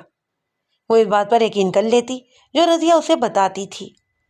غزالہ کا خیال تھا کہ اس کی دوست نے اس کے ساتھ بہت برا دھوکہ کیا تھا، اس کے اعتماد کو پارا پارا کر دیا۔ وہ اس کے ان پڑھ ہونے کا فائدہ اٹھا رہی تھی۔ ایک طرف تو وہ خوشی محمد سے خود پینگے بڑھا رہی تھی، اور دوسری جانب غزالہ کے کردار کے حوالے سے بھی اس کے کان بھر رہی تھی۔ نتیجہ اس وقت سامنے آیا جب خوشی محمد کے باپ نے غزالہ کا رشتہ ٹھکرا کر رضیہ کو اپنی بہو بنا لیا۔ اس واقعے کے بعد غزالہ کو رضیہ اور خوشی محمد کی صورتوں سے نفرت ہو گئی۔ پھر اس نے پلٹ کر ان کی طرف دیکھا بھی نہیں۔ اس نے اپنے موقف کی وضاحت کرتے ہوئے بتایا، چند روز پہلے کی ہی بات ہے، ڈاکیا دوپہر میں ہمارے گھر ایک خط دے کر گیا۔ اس وقت سخاوت علی گھر پر ہی تھا اور سین میں بیٹا کھانا کھا رہا تھا۔ میں تو پڑھنا جانتی نہیں ہوں۔ میں نے وہ خط سخاوت علی کی طرف بڑھا دیا۔ اس نے خط پر نظر ڈالتے ہی کھانا چھوڑ دیا اور اس کا چہرہ غضبناک ہو گیا۔ چند لمحے وہ کینہ توز نظروں سے مجھے گھورتا رہا، پھر منہ پھاڑ کر دھاڑا، تو اب تمہارے یاروں کے خط بھی آنے لگے ہیں؟ میں ہکا بکا اسے دیکھ رہی تھی۔ میرے منہ سے بس اتنا ہی نکلا کہ کس کا خط ہے؟ وہ غضیلے لہجے میں بولا، اسی یار کا جس کا شادی سے پہلے آنکھ مچوری کھیلتی رہی ہے تو۔ تمہارے ہی نام ہے یہ خط۔ وہ خط کے کھولتے ہوئے بڑبڑایا، ذرا دیکھو تو تمہارے مجنون نے کیا لکھا ہے۔ وہ جیسے جیسے خط کی تحریر پڑھ رہا تھا اس کا چہرہ زرد ہوتا جا رہا تھا۔ ختم کرنے کے بعد وہ گرجا، تم نے تو میری عزت کا جنازہ ہی نکال دیا ہے عقل مہی۔ پھر اس پر جنون سا سوار ہو گیا۔ وہ لاتوں گھونسوں سے مجھ پر پل پڑا۔ میں حد المقدار اپنا دفاع کر رہی تھی مگر میری پیش نہیں چل رہی تھی۔ اس بپرے ہوئے جنگلی سانڈ سے بھلا میرا کیا مقابلہ تھا؟ نتیجے کے طور پر میں پٹتی رہی اور آنسو بہاتی رہی۔ اس دوران میں اس کی ماں بھی آ گئی جو کافی دیر سے گاؤں ہی کے گھر میں گئی ہوئی تھی۔ ماں کو دیکھ کر اس کے ہاتھ رک گئے مگر وہ میرے سر پر کھڑا پھنکارتا رہا اور خطرناک نتائج کی دھمکیاں بھی دیتا رہا۔ خوشی محمد کے حوالے سے تو وہ شادی کے بعد سے میرا ناک میں دم کیے ہوئے تھا، مگر اس سادہ ترین خط نے اسے آگ بھگولا کر دیا۔ میں چاہوں تو اسی وقت تمہارا یہ چوٹا اور ناک کاٹ کر گھر سے نکال دوں، وہ زہرآلود لہجے میں بولا، مگر میں اتنی آسانی سے تمہیں بخشوں گا نہیں۔ پہلے میں تمہارے عاشق کو زندہ دفن کروں گا اور پھر تمہاری بوٹی بوٹی کاٹوں گا۔ غزالہ نے سسکی لینے والے انداز میں کہا، مجھے کیا پتا تھا کہ وہ اپنی دھمکی پر عمل بھی کر ڈالے گا۔ میں نے تصدیقی انداز میں سوال کیا، یعنی تمہیں یقین ہے کہ سخاوت علی نے خوشی محمد کو قتل کیا ہے؟ ملک صاحب، میں نے اپنی قبر میں جانا ہے، وہ ٹھہرے ہوئے لہجے میں بولی۔ سچی بات تو یہ ہے کہ میں نے اپنی آنکھوں سے اسے قتل کرتے ہوئے نہیں دیکھا، پر اس جیسے درندے سے کوئی بھی بعید نہیں ہے۔ اچھا، تو تمہیں پورا یقین نہیں ہے کہ اس رات تمہارا شوہر رات بھر کیا کرتا رہا؟ ہاں۔ اچھا، پھر یہ سوچ کر بتاؤ کہ اس رات سخاوت علی نے کپڑے کون سے پہن رکھے تھے؟ وہ جلدی سے بولی، وہی جناب جس پر خون لگا ہوا تھا اور جو آپ کو پڑھولے پر سے ملے تھے۔ میں نے اگلا سوال کیا، یعنی جب صبح تم اٹھی تو سخاوت علی کے جسم پر کوئی دوسرا لباس تھا؟ وہ چونک اٹھی، ہاں، یہ تو میں نے خیال ہی نہیں کیا، جانے کیوں میرا اس طرف دھیان ہی نہیں گیا۔ صبح سخاوت علی نے دوسرا لباس پہن رکھا تھا، مجھے اچھی طرح سے یاد ہے، وہ رات والا لباس نہیں تھا۔ اب صورتحال ساری واضح ہو چکی تھی۔ اگر غزالہ کے بیان کو منون سچ سمجھ لیا جاتا تو سخاوت علی 100% قاتل تھا، مگر میرے نقطۂ نظر سے بھی بہت سی باتیں وضاحت طلب تھیں۔ مثلاً خوشی محمد کی شادی کو 1 سال گزر چکا تھا اور بقول سکے کی رہنے والوں کے اس کی ازواجی زندگی تو خوشحال اور خوشگوار تھی۔ ایسی صورت میں اس کا غزالہ کے نام عاشقانہ خط لکھنا کچھ سمجھ میں نہیں آتا تھا۔ رحیم بخش کے علاوہ میں نے پنڈ کے 2-4 معزز لوگوں سے بھی غزالہ کے چال چلن کے بارے میں پوچھا۔ کچھ کی رائے غزالہ کے بارے میں اچھی نہیں تھی، اس لیے غزالہ کی کہانی پر آنکھ بند کر کے یقین نہیں کیا جا سکتا تھا۔ اس کی تصدیق بھی بہت ضروری تھی اور یہ تصدیق سخاوت علی ہی کر سکتا تھا۔ اس کے علاوہ بھی ایک بات میرے ذہن میں کھٹک رہی تھی اور وہ تھی خوجی باب تاجی کا تجربہ۔ میں نے غزالہ سے کہا کہ وہ باہر جا کر بیٹھے اور اس کے ساتھ نذیرہ کو میں نے بلا لیا۔ چاچی نذیرہ، میں نے اس کے بیٹے ہی کہا، تمہارا بیٹا بری طرح پھنس چکا ہے، اب اس کا بچنا ممکن نہیں۔ تمہاری بہو نے بھی اس کے خلاف بیان دے دیا ہے۔ میں نے دانستہ غزالہ کے بیان کا حوالہ دیا تاکہ حقیقت سے پردہ اٹھ سکے۔ کیا کہا ہے غزالہ نے؟ وہ پرتشویش نظروں سے میری طرف دیکھتے ہوئے بولی، اس نے کیا بیان دیا ہے؟ میں نے کہا، اس نے بتایا کہ سخاوت علی نے خوشی محمد کا قتل کیا ہے۔ وہ بے حیا جھوٹ بولتی ہے، اپنی کرتوت پر پردہ ڈالنے کے لیے وہ میرے بیٹے کی گردن کو پھنسا رہی ہے۔ کون سا کرتوت؟ جب اسے کوئی لاج نہیں تو میں بھی کیوں اس کی شرم رکھتی پھروں؟ نذیرہ اچانک پھٹ پڑی۔ پتہ نہیں وہ کون سی بری گھڑی تھی جب میں اس کو بیاہ کر لائی۔ اس نے میرے شیر جیسے جوان بیٹے کو روگ لگا دی ہے، دن رات سلگتا رہتا ہے۔ میں تو پچھتا رہی ہوں اس ویلے کو جب یہ کالی بھینسی میرے گھر میں داخل ہوئی۔ اس نے تو ہمارے منہ پر کالک مل دی ہے تھانے دار صاحب، اور اب یہ ڈائن میرے گھمروں کا کلیجہ کھانے چاہتی ہے۔ میں نے 2-4 مزید سوالات کیے۔ نذیرہ کے جوابات کا لباب یہ تھا کہ غزالہ نے اپنے انداز و اعتبار سے ان کی ناک کٹوا دی تھی۔ اس کے بیان میں یہ ہو سکتا ہے کہ ساس بہو کی چگلس کا بھی دخل رہا ہو، مگر میں رحیم بخش اور دیگر محسن اور اس کے گاؤں کی آرا کو بھی نظر انداز نہیں کر سکتا تھا۔ میں نے نذیرہ سے اس دن کی مار پیٹ کی تصدیق بھی کی جب غزالہ کے نام خوشی محمد کا خط آیا تھا۔ اس نے اس حوالے سے سخاوت علی کی حمایت کرتے ہوئے غزالہ کو بے لباس گالیوں میں تول دیا۔ میں نے غزالہ اور نذیرہ کے تحریری بیان پر ان کے انگوٹھے لگوا اور انہیں جانے کی اجازت دے دی۔ ساتھ ہی میں نے انہیں یہ بھی تاکید کر دی کہ وہ گاؤں سے باہر جانے کی ہرگز کوشش نہ کریں، اور اگر جانا ناگزیر ہو تو پہلے تھانے میں اطلاع کریں۔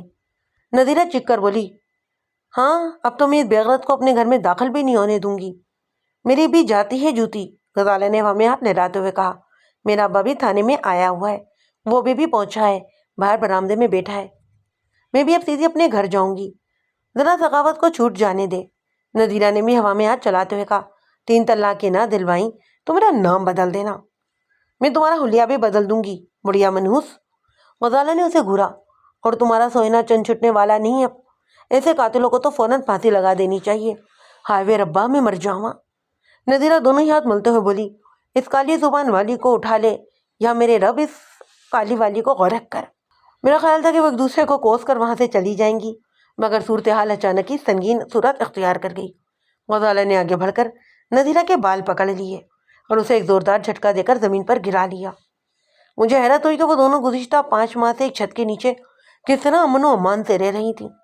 مجبوراً مجھے مداخلت کرنا پڑی۔ میں نے گرج کر کہا، بند کرو یہ تماشا، یہ تھانہ ہے، کوئی اکھاڑا نہیں۔ اتنی دیر میں کانسٹیبل نے کوشش کر کے انہیں ایک دوسرے سے علیحدہ بھی کر دیا۔ نذیرہ پورے وجود سے کانپ رہی تھی اور دھیمی آواز میں ہائے وائے بھی کر رہی تھی۔ غزالہ بھی منہ میں بڑبڑا رہی تھی، یقیناً اپنی ساس کو صلواتیں سنا رہی ہوگی۔ کچھ ہی دیر کے بعد میں نے انہیں وہاں سے ہٹا دیا۔ نذیرہ اپنے گاؤں چلی گئی، جبکہ غزالہ اپنے باپ محمد حسین کے ساتھ اپنے میکے کی جانب روانہ ہو گئی۔ سخاوت علی کو جب معلوم ہوا کہ اس کی بیوی نے اس کی ماں کے ساتھ کیسا سلوک کیا ہے تو وہ آگ بگولا ہو گیا۔ پھر جب اسے یہ پتہ چلا کہ غزالہ نے اس کے خلاف بیان دیا ہے تو وہ آپے سے ہی باہر ہو گیا۔ جنون کی کیفیت میں اس نے اپنے کپڑے پھاڑ ڈالے اور بے تحاشا چیخنا چلانا شروع کر دیا۔ ان حوالات کی دیواروں سے سر ٹکرا ٹکرا کر اس نے خود کو لہو لہان بھی کر لیا۔ بڑی مشکل سے اس پر قابو پایا گیا۔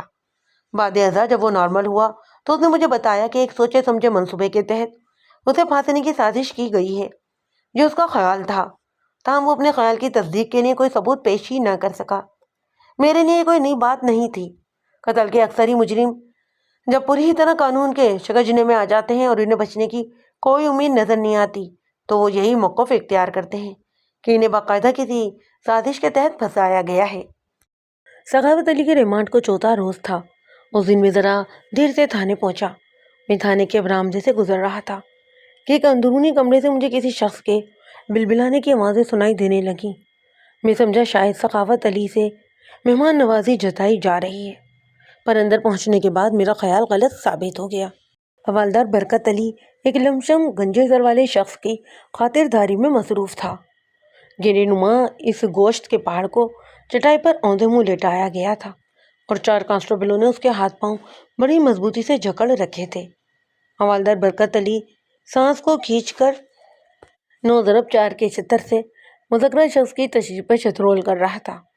میرے سوال پر مجھے بتایا گیا کہ وہ غلام احمد عرف گاما موچی مویشی چور تھا۔ میں اس کا نام سنتے ہی چونک اٹھا۔ کہاں سے پکڑا ہے اسے برکت علی؟ حوالدار برکت علی نے میری موجودگی کو محسوس کر کے ہاتھ کو روک لیا۔ اس نے بتایا، ملک صاحب، یہ مردود خود ہی یہاں پہنچا دیا گیا ہے۔ رات یہ اپنی کارروائی کرتے ہوئے پکڑا گیا تھا۔ ابھی تھوڑی دیر پہلے 3 افراد اسے تھانے چھوڑ کر گئے۔ رات بھر انہوں نے اس کی خوب خاطر تواضع کی ہے۔ اب ہماری باری ہے۔ میں نے کہا، ٹھیک ہے، جب تمہاری تسلی ہو جائے تو اسے میرے کمرے میں لے آنا۔ Okay sir. حوالدار نے مجھے سلیوٹ مارا۔ میں وہاں سے اپنے کمرے کی جانب بڑھ گیا۔ اپنے کمرے میں داخل ہونے سے پہلے میرے کانوں میں گامے کی کربناک چیز گونجی۔ حوالدار برکت علی نے بھی منقطع سلسلہ دوبارہ شروع کر دیا تھا۔ میں نے حیدر سپاہی کو اپنے کمرے میں بلایا اور اسے گامی کے بارے میں پوچھا۔ وہ بولا، ملک صاحب کچھ دیر پہلے ہی منڈارا کلا سے 3 آدمی آئے تھے۔ انہوں نے گزشتہ رات گامی کو زمیندار حشمت رائے کے باڑے میں مویشی کھولتے ہوئے پکڑ لیا تھا۔ اب اسے ہمارے حوالے کر کے گئے۔ گاما مویشی چور ہمارے لیے بہت ہی اہم تھا۔ وہ موقع واردات سے فرار ہوتے ہوئے دیکھا گیا تھا۔ میں نے کانسٹیبل کو بھیج کر فوراً باب تاجے کو بلوا لیا۔ دوپہر تک میں بہت مصروف رہا، مختلف فریادوں کو بھی نپٹاتا رہا۔ مجھے ذرا فرصت ملی تو حوالدار برکت علی گامی کو میرے کمرے میں لے آیا۔ اس وقت تک اس کی اچھی خاصی حجامت بن چکی تھی۔ گامی کے چہرے پر سب سے نمایاں چیز اس کی ہیوی مونچھیں تھیں، جو اس نے بالکل گاما پہلوان کی اسٹائل کی رکھ چھوڑی تھی۔ وہ میرے سامنے آ کر کھڑا ہوا تو میں نے ڈانٹ کر پوچھا، اوئے تم نے خوشی محمد کو قتل کیوں کیا؟ جناب، میں نے تو زندگی میں ایک مرغی تک ذبح نہیں کی۔ وہ رونی سی صورت بنا کر بولا، خوشی محمد کو قتل میں نے نہیں کیا۔ حوالدار نے اس کے منہ پر ایک زوردار تھپڑ رسید کرتے ہوئے کہا، تمہیں موقع واردات سے فرار ہوتے ہوئے دیکھا گیا ہے۔ مولوی عبد الرحمن نے خود اپنی آنکھوں سے دیکھا ہے۔ مولوی عبد الرحمن نے ایسی کوئی تصدیق نہیں کی تھی۔ اس نے محض ایک شخص کو باڑے میں سے کود کر فرار ہوتے ہوئے دیکھا تھا۔ حوالدار نے گامی سے سچ اگلوانے کے لیے یہ جاریانہ رویہ اختیار کیا۔ اور بولتے کیوں نہیں، گونگوں کی اولاد؟ برکت علی نے اس کے سر کے چٹل میدان پر چت رسید کرتے ہوئے کہا، پوچھ رہے ہیں ملک صاحب کچھ تم سے؟ وہ میز کے نیچے گھس کر میرے قدموں سے لپٹ گیا۔ جناب، میں قاتل نہیں ہوں، میں تو صرف مویشی چوری کرتا ہوں۔ وہ روتے ہوئے بولا، آپ میری بات کا یقین کریں، میں نے کسی خوشی محمد کو قتل نہیں کیا، میں تو اسے جانتا بھی نہیں۔ اوے لکڑی کے بندر، باہر نکل تو ذرا۔ حوالدار نے اسے کرتے سے پکڑ کر باہر گھسیٹنے کی کوشش کی، مگر اس کی کوشش کامیاب نہ ہو سکی۔ ایک تو گاما وزنی تھا، دوسرے وہ میری ٹانگوں سے بری طرح چپٹا ہوا تھا۔ 2 سپاہیوں نے برکت علی کی مدد کی اور کھینچ کھانچ کر گامے کو باہر نکالا۔ وہ چور جس کی دہشت آنے والے گاؤں کو اپنے حصار میں لیے ہوئے تھی، اس وقت ایک سوکھے پتے کی طرح کپ کپا رہا تھا۔ میں نے کڑک کر پوچھا، تمہاری خوشی محمد سے دشمنی کیا تھی؟ کوئی نہیں سرکار۔ آپ کس خوشی محمد کا پوچھ رہے ہیں؟ وہی خوشی محمد جو تیری بیبے کا یار، جسے تو نے اس کے کیمے اس کے باڑے کے اندر چارپائی کے اوپر 27 تاریخ کو منگل کی رات خنجر کے وار کر کے موت کے گھاٹ اتارا تھا۔ یاد آیا کچھ؟ اس کی آنکھیں پھٹی کی پھٹی رہ گئیں۔ میں نے کہا، ہمارے پاس تمام یہ ثبوت موجود ہیں۔ ہم نے تمہارا گھوڑا بھی نکلوایا تھا۔ تم وہاں سے نکل کر کوٹ کشال کی طرف گئے تھے یا پھر ڈالی والا کی طرف؟ سچ سچ بتاؤ، تم نے کس کے ایما پر خوشی محمد کا خون کیا؟ کیا وہ لڑکی تمہیں بہت اچھی لگتی ہے؟ میں نے اندھیرے میں ایک تیر چلایا جو خطا گیا۔ وہ تھر تھر کانپنے لگا۔ جناب، آپ کیسی باتیں کر رہے ہیں؟ میں کسی لڑکی کو نہیں جانتا اور نہ ہی میں قتل جیسے معاملات میں پڑتا ہوں۔ میں تو بس مویشی چوری کرتا ہوں۔ رب دی قسم، آپ میری بات کا یقین کریں، اس رات میں مویشی چوری کرنے ہی گیا تھا، مگر اوئے اگر مگر کیا کرتے ہو جن کی اولاد؟ حوالدار نے اس کی پیٹھ پر ٹھوکر ماری، پوری بات بتاؤ۔ وہی تو بتا رہا ہوں سرکار، وہ ایک جھجھری لے کر بولا، میں تو مویشی چوری کرنے کے ارادے سے ہی باڑے میں داخل ہوا تھا، مگر وہاں کا نقشہ تو فرشتے چھوڑ کر چلے گئے تھے۔ جسے کود کر بارے میں گیا تھا ویسے ہی نکل کر آ گیا اور کشال کی جانب دوڑ گیا۔ مجھے یاد ہے جب میں باڑے میں سے نکل کر گلی میں دوڑ رہا تھا تو کسی نے آواز دے کر مجھے روکنے کی بھی کوشش کی، پر میں جو کچھ باڑے میں دیکھ چکا تھا اس کے بعد تو رکنے کا سوال ہی پیدا نہیں ہوتا تھا۔ باڑے میں تم نے کیا دیکھ لیا تھا؟ ایک لاش۔ اس نے ایک مرتبہ پھر جھجھری لی اور آنکھیں بند کر لیں۔ تھوڑی دیر بعد وہ آنکھیں کھول کر بولا، یہ تو آپ سے بھی پہلے مجھے پتہ چلا ہے کہ وہ کس خوشی محمد کی لاش تھی۔ میں تو اسے بس دیکھتے ہی خوفزدہ ہو گیا تھا۔ میں نے اسے ڈانٹا، ہوئے الو، تم نے اندھیرے میں کیسے دیکھ لیا کہ اس کا پورا ہی بدن خون میں نایا ہوا تھا؟ میں اس کے قریب گیا تھا جی، وہ جلدی سے بولا، یہ تو ہمیں کرنا ہی پڑتا ہے جناب، اگر کوئی شخص جانوروں کے پاس سویا ہوا ہو تو ہم اس کو رومال سونگا دیتے ہیں۔ اس رومال پر ایک مخصوص دوائی لگی ہوتی ہے، سانس کے ساتھ وہ دوائی سونے والے کے پھیپھڑوں میں چلی جاتی ہے اور وہ شخص اینٹا غافل ہو جاتا ہے۔ اس طرح ہمیں اپنا یہ کام بآسانی انجام دے لیتے ہیں۔ ہم سے تمہاری کیا مراد ہے؟ میں نے پوچھا، کیا تمہارے ساتھ کچھ اور لوگ بھی شامل ہیں؟ اگر وہ صرف مویشیوں کی چوری میں پکڑا گیا تھا تو ممکن تھا کہ وہ اپنے ساتھیوں کے بارے میں کبھی زبان بھی نہ کھولتا، مگر یہاں تو معاملہ الٹا ہو گیا۔ اس کی گردن ایک قاتل کے طور پر جلدی پھانسی کے پھندے تک پہنچنے والی تھی۔ جان پر بنائے تو آدمی صرف اپنے ہی بارے میں سوچتا ہے، دوسروں کی اسے پرواہ ہی نہیں ہوتی۔ میرے سوال کے جواب میں سے بتایا، آہو جی، میرے ساتھ 3 افراد اور بھی تھے۔ ہم نے اپنے علاقے بانٹ رکھے اور چوری شدہ مویشی ایک دوسرے کے علاقوں میں جا کر بیچتے ہیں۔ اس طرح ہمارے پکڑے جانے کے امکانات باقی ہی نہیں رہتے، پر کیا کریں، قسمت خراب ہو تو بندہ پکڑ میں آ ہی جاتا ہے۔ صرف پکڑا ہی نہیں جاتا بلکہ اگلے جہاں بھی پہنچ جاتا ہے۔ میں نے کہا، قتل کے کیس میں چھوٹنا بہت مشکل ہوتا ہے بچوں۔ وہ ایک بار پھر میری منتیں کرنے لگا اور گڑگڑا کر مجھے یقین دلانے لگا کہ وہ قاتل نہیں ہے۔ اس نے اپنے 3 ساتھیوں کے نام بھی بتا دیے۔ ان کا تعلق پنڈی، بھڑیاں، حافظ آباد اور قلعہ دوار سنگھ سے تھا۔ گزشتہ رات مڈور اور قلعہ سے وہ پکڑا گیا تھا۔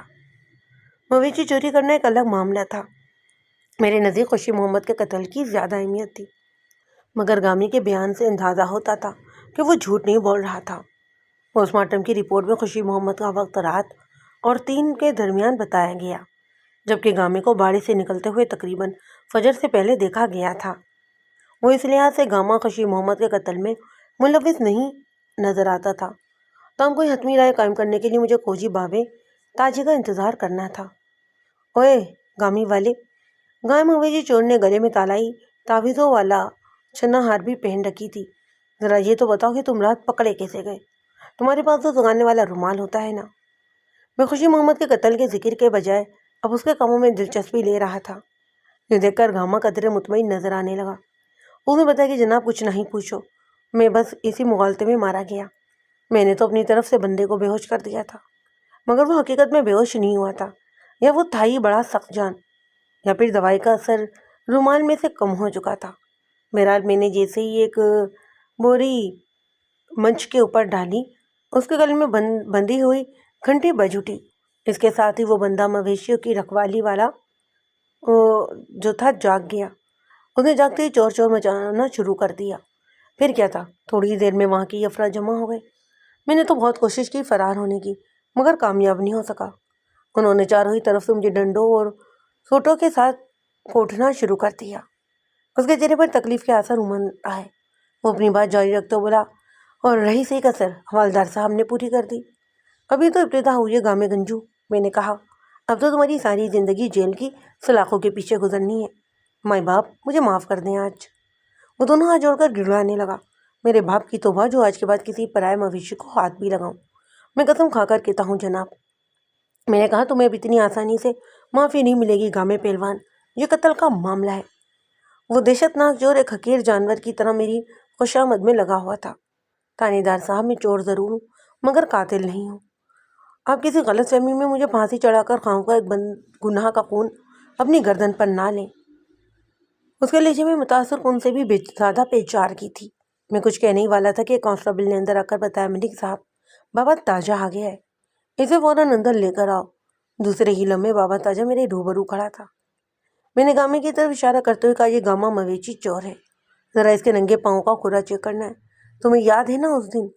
فکر ہی نہ کریں سرکار، بابے تاجے کی یادداشت بہت اچھی ہے۔ وہ میری وضاحت سے پہلے ہی بول اٹھا، پھر گامے کو مخاطب کر کے بولا، اوے چور کی اولاد، آجا میرے پیچھے۔ وہ گامے کو اپنے ساتھ تھانے کے کچے صحن میں لے گیا۔ جوتے اتروا کر اسے کچھ دیر تک کچی زمین پر چلاتا رہا، پھر میرے پاس آ کر اپنی ماہرانہ رائے پیش کر دی۔ ملک صاحب، یہ شخص بھاڑے سے نکل کر کوٹ کشال کی جانب گیا تھا، اور وہ کھرا جو ٹہلی والا راستے پر ملا تھا، عام ننگا پاؤں اور کنگ سائز کھسا۔ بابا تاجہ نفی میں لاتے بولا، نہیں جناب، وہ ننگا پاؤں گامے کے پاؤں سے بہت مختلف تھا۔ اس وقت میرے اور بابے تاجے کے سوا کمرے میں کوئی نہیں تھا۔ گامی کو میں نے حوالدار کے حوالے کر دیا تھا۔ میں نے تشویشناک نظروں سے تاجے کو دیکھا، پھر پوچھا، کیا تمہیں پورا یقین ہے کہ گامے کا کھرا ٹہلی والا کی جانب نہیں گیا؟ جناب، ٹہلی والا پنڈ کی جانب تو کسی کا بھی کھرا گیا ہی نہیں۔ وہ ایک ایک لفظ پر زور دے کر بولا۔ البتہ ٹہلی والا کی طرف لے جانے والے راستے پر وہ کھرا ملا تھا، جس کے پاؤں میں غیر معمولی بڑا خصہ تھا، اور دوسرا پاؤں ننگا تھا جو عام انسانوں کے پاؤں کے ہی برابر تھا۔ یہ کھرا بھی کچھ آگے جا کر جامن کے ایک درخت کے نیچے ختم ہو گیا۔ وہاں سے ہم گھوڑے کی مدد سے ٹہلی والا پہنچے اور ثقافت علی کو گرفتار کر لیا۔ میرا مطلب بھی تو یہی تھا، میں نکتہ آمیز انداز میں کہا۔ تمہیں یقین ہے کہ یہ شخص گاما مویشی چور اس رات ٹہلی والا کی جانب نہیں گیا؟ وہ فقری انداز میں سینہ پھلا کر بولا، ملک صاحب، میں نے ایسے چوروں ڈاکوؤں کے کھرے بھی نکالے جنہوں نے پاؤں پر موم جامے کی تھیلیاں چڑھا کر وارداتیں کی تھیں۔ میرا اندازہ غلط نہیں ہو سکتا۔ اچھا ٹھیک ہے، تم جاؤ اب، میں نے کچھ سوچتے ہوئے کہا۔ تمہارے تعاون کا بہت شکریہ۔ سوکھے شکریہ سے کام نہیں چلے گا ملک صاحب، وہ ایک آنکھ دبا کر بولا۔ مجھے میرا انعام نہیں ملا۔ میں نے کہا، ابھی تک اصل قاتل کا بھی تو پتہ نہیں چل سکا ہے، تمہیں تھوڑا انتظار تو کرنا ہی پڑے گا۔ قاتل کو پکڑنا یا چھوڑنا اب آپ کا کام ہے سرکار۔ میں نے تو اپنا کام پورا کر دیا ہے، مجھے میرا انعام ملنا چاہیے۔ میں نے مصلیحت کے پیش نظر اپنی جیب سے 200 روپے نکال کر اسے دیتے ہوئے کہا، لو یہ رکھ لو، اپنے پاس سے دے رہا ہوں۔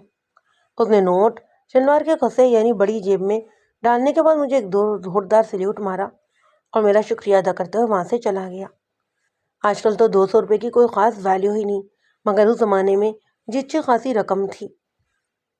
بہرحال تفتیش کی گاڑی ایک مرتبہ پھر رک گئی۔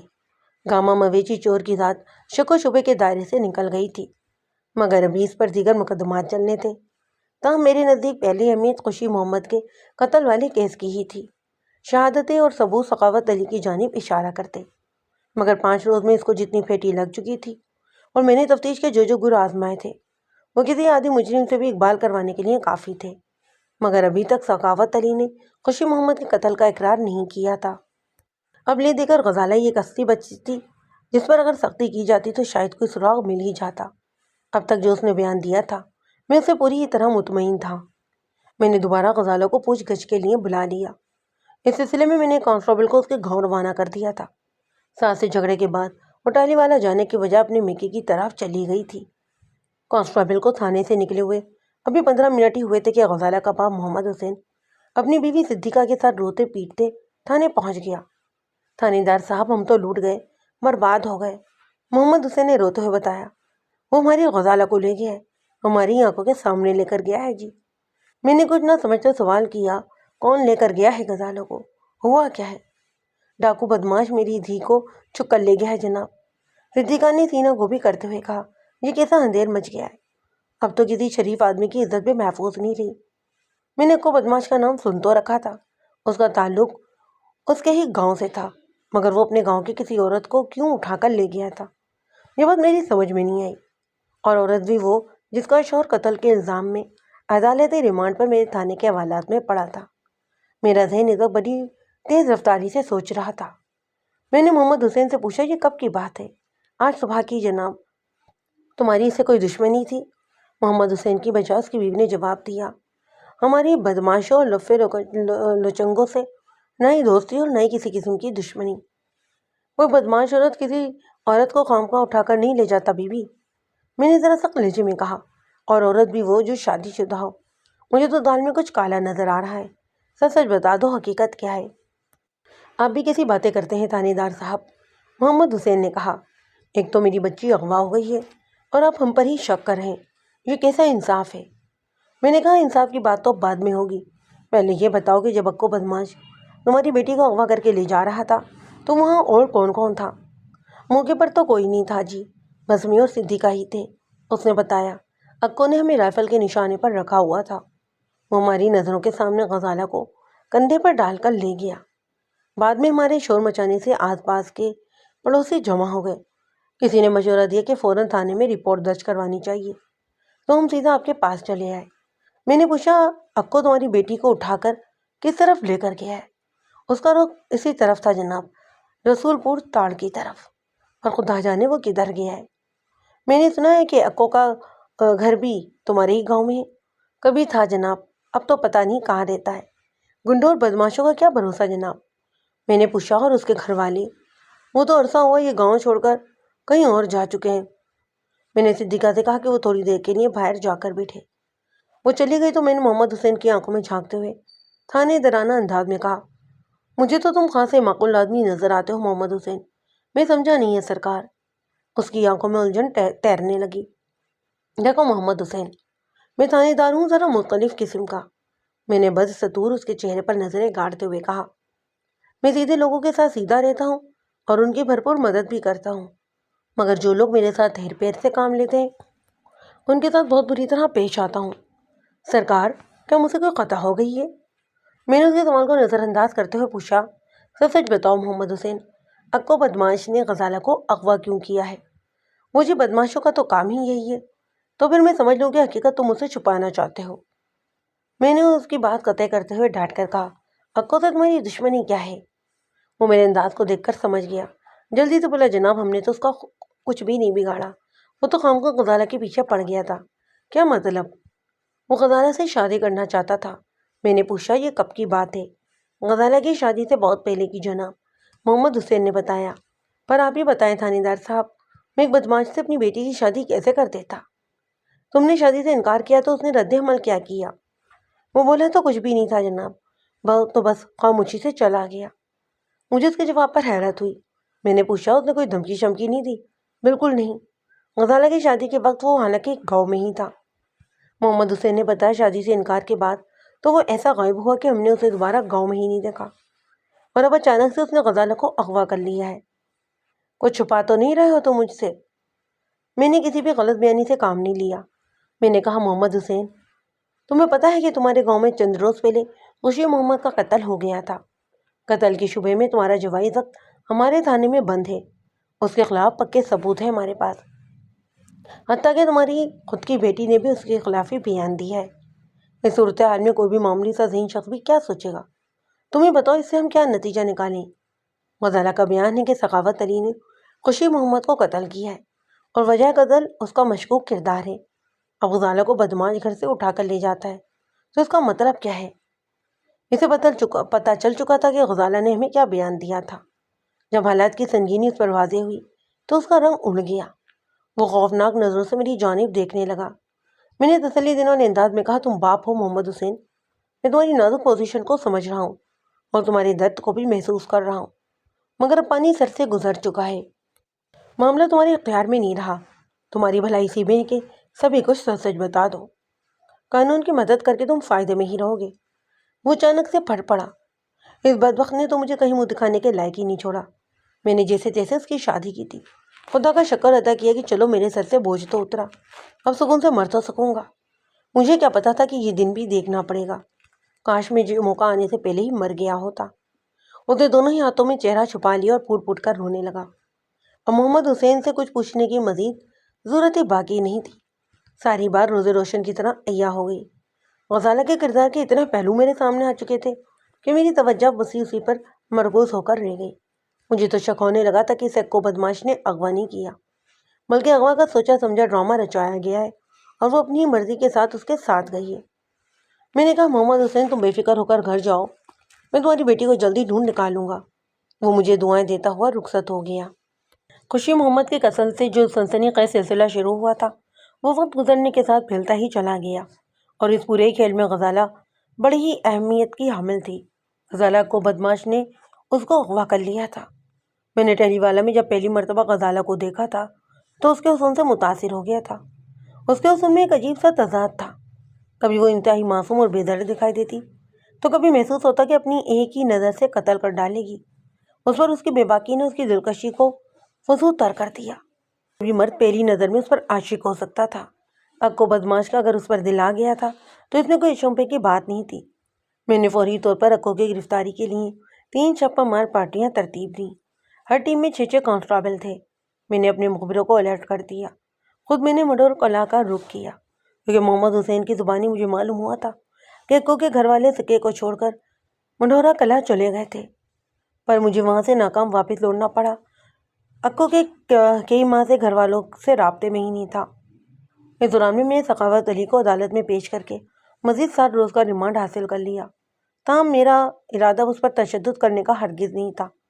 چھاپہ مار ٹیمیں مسلسل ناکامی کا شکار تھیں کہ ایک روز ایک مخبر نے اطلاع دی، اکو بدماش آج کل موضع راڑیاں کے ڈیرے میں چھپا ہوا ہے اور اس کے ساتھ ایک خوبصورت عورت بھی ہے۔ میں نے ایک بھی لمحہ ضائع کے بغیر 10 مسلح جوانوں کو اپنے ساتھ لیا اور ڈیرے پر پہنچ گیا۔ ایسا ہی نور شاہ بھی میرے ساتھ ہی تھا۔ جب ہم ڈیرے پر پہنچے تو سورج غروب ہو چکا تھا اور رات نے اپنے پر پھیلانا شروع کر دیے۔ یہ بھی ہمارے حق میں بہتر ہی تھا۔ میں نے مسلح پولیس اہلکاروں کو حکم دیا کہ وہ ڈیرے کو چاروں ہی طرف سے گھیر لیں، اور اگر کوئی شخص ڈیرے سے نکل کر فرار ہونے کی کوشش کرے تو اسے فوری طور پر گرفتار کر لیں۔ میں اپنے تھانے کے ذہین کانسٹیبلوں کو چن چن کر اپنے ساتھ لایا تھا۔ مجھے امید تھی کہ اکو بچ کر نہیں نکل سکے گا۔ ویسے بھی آس پاس آبادی بھی زیادہ نہیں تھی۔ اکو باہر نکلتا تو فوراً ہی نظر میں بھی آ جاتا۔ سفید پوش مسلح جوانوں نے جب پوری طرح ڈیرے کو اپنے گھیرے میں لے لیا اور وہ تاریخ کا حصہ بن گئے تو میں نے بڑی اطمینان کی سانس لی۔ ایسا ہی نور شاہ نے پوچھا، اب کیا ارادہ ہے ملک صاحب؟ ارادہ تو بہت ہی نیک ہے پتر، میں نے اس کی طرف دیکھتے ہوئے کہا، آؤ میرے ساتھ۔ ہم دونوں ہی دھیمے لہجے میں گفتگو کرتے ہوئے ڈیرے کے سامنے پہنچ گئے۔ میں نے دستک دینے کا ارادہ کیا ہی تھا کہ اچانک سے دروازہ کھل گیا۔ سامنے اکرم عرف اکو بدماش کھڑا تھا۔ وہ ہمیں غیر متوقع طور پر اپنے سامنے دیکھ کر گھبرا گیا۔ واضح رہے کہ میں اور نور شاہ ایسائی وردی میں تھے۔ ہمیں دیکھتی بڑی سرعت کے ساتھ اس نے دروازہ بند کرنے کی کوشش کی، مگر ہم نے اس کی یہ کوشش ناکام بنا دی اور بھرا مال کر اندر داخل ہو گئے۔ میں نے آن واحد میں اپنی سرکاری پستول کی نال اس کے کنپٹی سے لگا دی۔ نور شاہ نے بڑی چابک دستی سے اسے ہتھکڑی پہنائی۔ یہ سبھی کو سیکنڈ کے 1000ویں حصے میں ہوا۔ حقوں کی کچھ بھی سمجھ میں نہیں آ رہا تھا۔ میں نے دھاڑ کر پوچھا، لڑکی کہاں ہے؟ تھوڑی دیر پہلے مجھے اس کے چہرے پر جو خوف نظر آیا تھا وہ ختم ہو چکا تھا۔ اس کی جگہ اب گہرے اطمینان نے لے لی۔ وہ نہایت ہی پرسکون اور ٹھہرے ہوئے لہجے میں بولا، غزالہ اندر ہے۔ انہوں نے ڈیرے کے واحد بڑے کمرے کی جانب اشارہ کیا۔ ہم دونوں اسے اپنے ساتھ کھینچتے ہوئے کمرے کے اندر لے گئے۔ ہتھکڑی کی زنجیر نور شاہ کے ہاتھ میں تھی۔ اندر پہنچ کر ہمیں ایک حیرت کا سامنا کرنا پڑا۔ غزالہ چاروں شانے چت ایک چارپائی پر لیٹی ہوئی تھی۔ اندھیرا گرچہ اس کے ارد گرد کے علاقے کو اپنی لپیٹ میں لے چکا تھا، پر کمرے کی ملغجی روشنی میں نے فوراً غزالہ کو پہچان لیا۔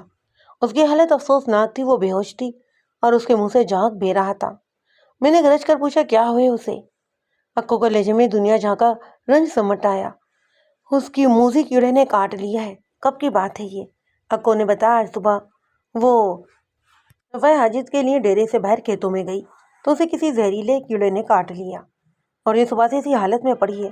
میں نے زہریلے لہجے میں کہا، تم میں انسانیت ہے؟ اگر یہ مر مرا گئی تو؟ وہ عجیب سے لہجے میں بولا، میں اندھیرا ہونے کا انتظار کر رہا تھا۔ دن کی روشنی میں باہر نکلنے کا خطرہ نہیں مول لے سکتا۔ مجھے معلوم ہو چکا تھا کہ پولیس میری تلاش میں جگہ جگہ چھاپے مارتی پھر رہی ہے۔ ابھی میں ساتھ والے پنڈ جا رہا تھا، وہاں ایک بوڑھا پذیرا رہتا ہے، میں اسے لینے جا رہا ہوں۔ اسی دوران میں ایسائی نے مخصوص سیٹی بجا کر سادہ پوش جوانوں کو ڈیرے کے اندر بلا لیا۔ اکو بھاری نفری کو دیکھ کر چونٹ اٹھا، پھر ملتجی لہجے میں مجھ سے بولا، تھانے دار صاحب، مجھے جو چاہے سزا دے لے مگر غزالہ کو تو بچا لیں۔ اور منوس جانور کے فرزند ارجمن، میں نے اسے ایک تھپڑ رسید کرتے ہوئے کہا، تم نے اپنی طرف سے تو اسے ماننے میں کوئی کسر ہی نہیں چھوڑی، اب پچھتانے کا کیا فائدہ؟ غزالہ کو اگر کچھ ہو گیا تو میں جیتے جی مر جاؤں گا۔ وہ اس وقت ایک دھانسو دار بدماش کے بجائے مصیبت زدہ فریادی لگ رہا تھا۔ آپ اسے بس اسپتال لے جائیں، وہ تو ہم لے کر جائیں گے، پر تم سے بھی ہمیں بہت کام ہے۔ ایسائی نے اس کی گردن پر دھموکا رسید کرتے ہوئے کہا، اوہ چلو آگے لگو۔ ہم گھوڑوں پر سوار ہو کر تھانے کی طرف چل پڑے۔ غزالہ کو اسی رات شہر کے اسپتال پہنچا دیا گیا۔ اکو بدماش کو حوالات میں بند کرنے کے بعد میں رات گئے گھر لوٹا تو شبینہ ڈیوٹی والے ایک ایسائی کو میں نے جاتے جاتے خصوصی ہدایت بھی کر دی تھی۔ دوسرے روز خاصی تاخیر سے میں تانے پہنچا تو وہاں پر بڑی سنسنی خیز خبر میری منتظر تھی۔ غزالہ بچ نہیں سکی تھی، زہر پورے وجود میں اس کے سرایت کر چکا تھا۔ وہ بے ہوشی کی حالت میں چل بسی۔ مجھے یہ ساری باتیں حوالدار برکت علی نے بتائیں۔ رات کی ڈیوٹی والا ایسائی بھی تھانے ہی میں موجود تھا۔ اس نے میرے کمرے میں آ کر بتایا، ملک صاحب، ہمیں کوئی زیادہ محنت نہیں کرنا پڑی، بندہ آپ کو ہی تیار ہے، کہہ رہا تھا سب کچھ ہی آپ کو بتائے گا۔ کیا اسے غزالہ کی موت کا پتہ چل چکا ہے؟ نہیں جناب، ہم نے یہ بات ابھی کسی کو نہیں بتائی، ایسائی نے کہا۔ سخاوت علی بھی اپنی بیوی کے انجام سے بے خبر ہے۔ یہ بہت اچھا کیا ہے تم نے۔ سخاوت علی اور اکو بدماش کو جب غزالہ کی موت کا پتہ چلا تو دونوں پر مختلف اثر ہوا۔ سخاوت علی نے تو یہ خبر سنتے ہی نفرت سے منہ پھیر لیا تھا، جبکہ اکو پر یہ خبر بجلی سی بن کر گری اور وہ بچوں کی طرح بلک بلک کر رو پڑا۔ تھوڑی دیر کے بعد میں نے اسے اپنے کمرے میں بلا لیا۔ اس کی حالت مردوں سے بھی بدتر تھی۔ اس نے بڑے کمزور سے لہجے میں ایک بار جرم کر لیا۔ اس کا بیان یہ تھا کہ وہ غزالہ کے عشق میں ہوش و حواس کھو بیٹھا تھا اور غزالہ کے مطالبے کو محبوب کی خواہش سمجھتے ہوئے اس نے خوشی محمد کی جان بھی لے لی۔ اکو کے طویل بیان کا خلاصہ میں آپ کی خدمت میں پیش کر دیتا ہوں۔ اس نے بیان لکھوانے سے پہلے رنجیدہ لہجے میں کہا، تھانے دار صاحب، میری زندگی تو غزالہ سے تھی، جب وہی نہ رہی تو میں بھی جی کر کیا کروں گا۔ اکو غزالہ سے سچی محبت کرتا تھا، غزالہ بھی چپکے چپکے اسے چاہتی تھی۔ اکو نے سیدھے طریقے سے اس کا رشتہ مانگ لیا، مگر محمد حسین کے چٹے انکار نے اسے دل براستہ کر دیا۔ وہ ایک بدماش تھا، بدماشی کے بل پر غزالہ کو حاصل کر سکتا تھا، لیکن اس کے سینے میں ایک عاشق کا دل دھڑکتا۔ اس نے زور زبردستی کرنے کے بجائے خود پر جبر کر لیا۔ اس دوران میں خوشی محمد کے گھر والوں نے غزالہ کا رشتہ دینے سے صاف انکار کر دیا۔ پھر غزالہ کی شادی سخاوت علی سے ہو گئی اور وہ بیاہ کر ٹہلی والا چلی گئی۔ غزالہ رضیہ اور خوشی محمد کے لیے اپنے سینے میں انتقام کی آگ دہکائے سسرال میں پہنچ گئی۔ اکو زیادہ عرصہ خود پر قابو نہ رکھ سکا۔ ایک روز اس سے ملنے ٹہلی والا پہنچ گیا۔ غزالہ سخاوت علی کے ساتھ خوش نہیں تھی۔ یہ شادی اس کی مرضی کے خلاف ہوئی تھی۔ اکو نے جب اسے یقین دلایا کہ وہ اس کے بغیر ایک پل نہیں رہ سکتا، تو غزالہ کے شیطانی ذہن نے ایک خطرناک منصوبہ ترتیب دیا۔ اس نے اکو سے فرمائش کی کہ اگر وہ خوشی محمد کو قتل کرتے تو وہ ہمیشہ ہمیشہ کے لیے اس کی ہو جائے گی۔ غزالہ نے سخاوت علی کا پتہ صاف کرنے کا بھی فیصلہ کر لیا۔ آئے روز کی مار پیٹ سے اس کا جی اوب گیا تھا۔ اکو نے اسے یاد دلایا کہ وہ تو سخاوت علی کی بیوی ہے۔ غزالہ کا منصوبہ مکمل اور بے داغ تھا۔ اس نے اکو کو تسلی دی، پھر اسے اپنے منصوبے کی جزائر سے بھی آگاہ کر دیا۔ اکو بھی باخوشی آمادہ ہو گیا۔ ڈرامے میں حقیقت کا رنگ بھرنے کے لیے غزالہ نے اکو ہی سے اپنے نام خوشی محمد کے حوالے سے ایک خط بھی پوسٹ کروا دیا۔ پھر اکو سخاوت علی کے کپڑے اور خود سے لے کر اپنے مشن پر روانہ ہو گیا۔ خوشی محمد کو قتل کرنے کے بعد وہ سیدھا ٹہلی والا پہنچا۔ خون آلود لباس، ایک غصہ اور ایک خنجر اور ایک پوٹلی لپیٹ کر سخاوت علی کے گھر کے پچھواڑے ایک مخصوص جگہ پر چھپا دیے۔ غزالہ نے دوسرے روز سخاوت علی کے گھر سے نکل جانے کے بعد حسب پروگرام وہ پوٹلی وہاں سے نکال کر اپنے گھر کے اندر پرولے کے اوپر چھپا دی۔ غزالہ نے اکو کو سختی سے ہدایت کی تھی کہ غصے کا ایک پاؤں وہاں پر رہ جائے۔ اس سے غزالہ کا مقصد یہ تھا کہ پولیس آسانی سے سخاوت علی تک پہنچ جائے گی۔ اکو سے غلطی یہ ہوئی کہ وہ دوسرا غصہ پہنے چلتا رہا۔ اس طرح بائیں غصے کے ساتھ اکو کے دائیں ننگے پاؤں کا خورا بھی بنتا چلا گیا۔ غزالہ کی ہدایت کے ساتھ وہ اپنا کام کر کے منظر سے غائب ہو گیا۔ غزالہ نے اسے وعدہ کیا تھا کہ وہ مناسب موقع پر اسے بتا دے گی کہ اب کیا کرنا ہے۔ غزالہ کا منصوبہ اپنی جگہ مکمل اور بھرپور تھا۔ اس فتنہ سامان نے خوشی محمد کو قتل کروا کے دونوں ہی میاں بیوی سے انتقام لے لیا اور ساتھ ساتھ اپنے ناپسندیدہ شوہر کے لیے پھانسی کے پھندے کا بھی اہتمام کر دیا تھا۔ مگر عین وقت پر اکو کی بے صبری اسے لے ڈوبی۔ اکو کو جانے کیا ہوا کہ وہ خلاف پروگرام غزالہ کو اٹھا کر لے گیا۔ میں نے اس سلسلے میں اکو کو بہت کوریدنے کی کوشش کی، مگر اس نے ایک لفظ بھی بتا کر نہیں دیا۔ وہ میرے ہر سوال کے جواب میں یہی جملہ دہرا دیتا: ثانیدار صاحب، میں نے اپنے جرم کا اقرار کر لیا ہے، آپ جلد از جلد مجھے سزا دلوا دیں، مجھے اب جینے کی خواہش نہیں ہے۔ میں نے اسی روز سخاوت علی کو چھوڑ دیا۔ اکو کو اقبال جرم بھر چکا تھا، اس کے ریمانڈ کی تو کوئی ضرورت ہی نہیں تھی۔ 2 روز بعد میں نے تعزیرات پاکستان کی دفعہ 302 کے تحت چالان تیار کروا کے اکو کو عدالت میں پیش کر دیا۔ مجھے یاد ہے یہ کیس زیادہ عرصہ نہیں چلا۔ چندی پیشیوں کے بعد عدالت نے اسے عمر قید کی سزا سنا دی تھی۔ اس خونی ڈرامے کا مرکزی کردار غزالہ اپنے انجام کو پہنچ چکی تھی اور اپنے ساتھ کئی لوگوں کا وہ کباڑہ بھی کر گئی تھی۔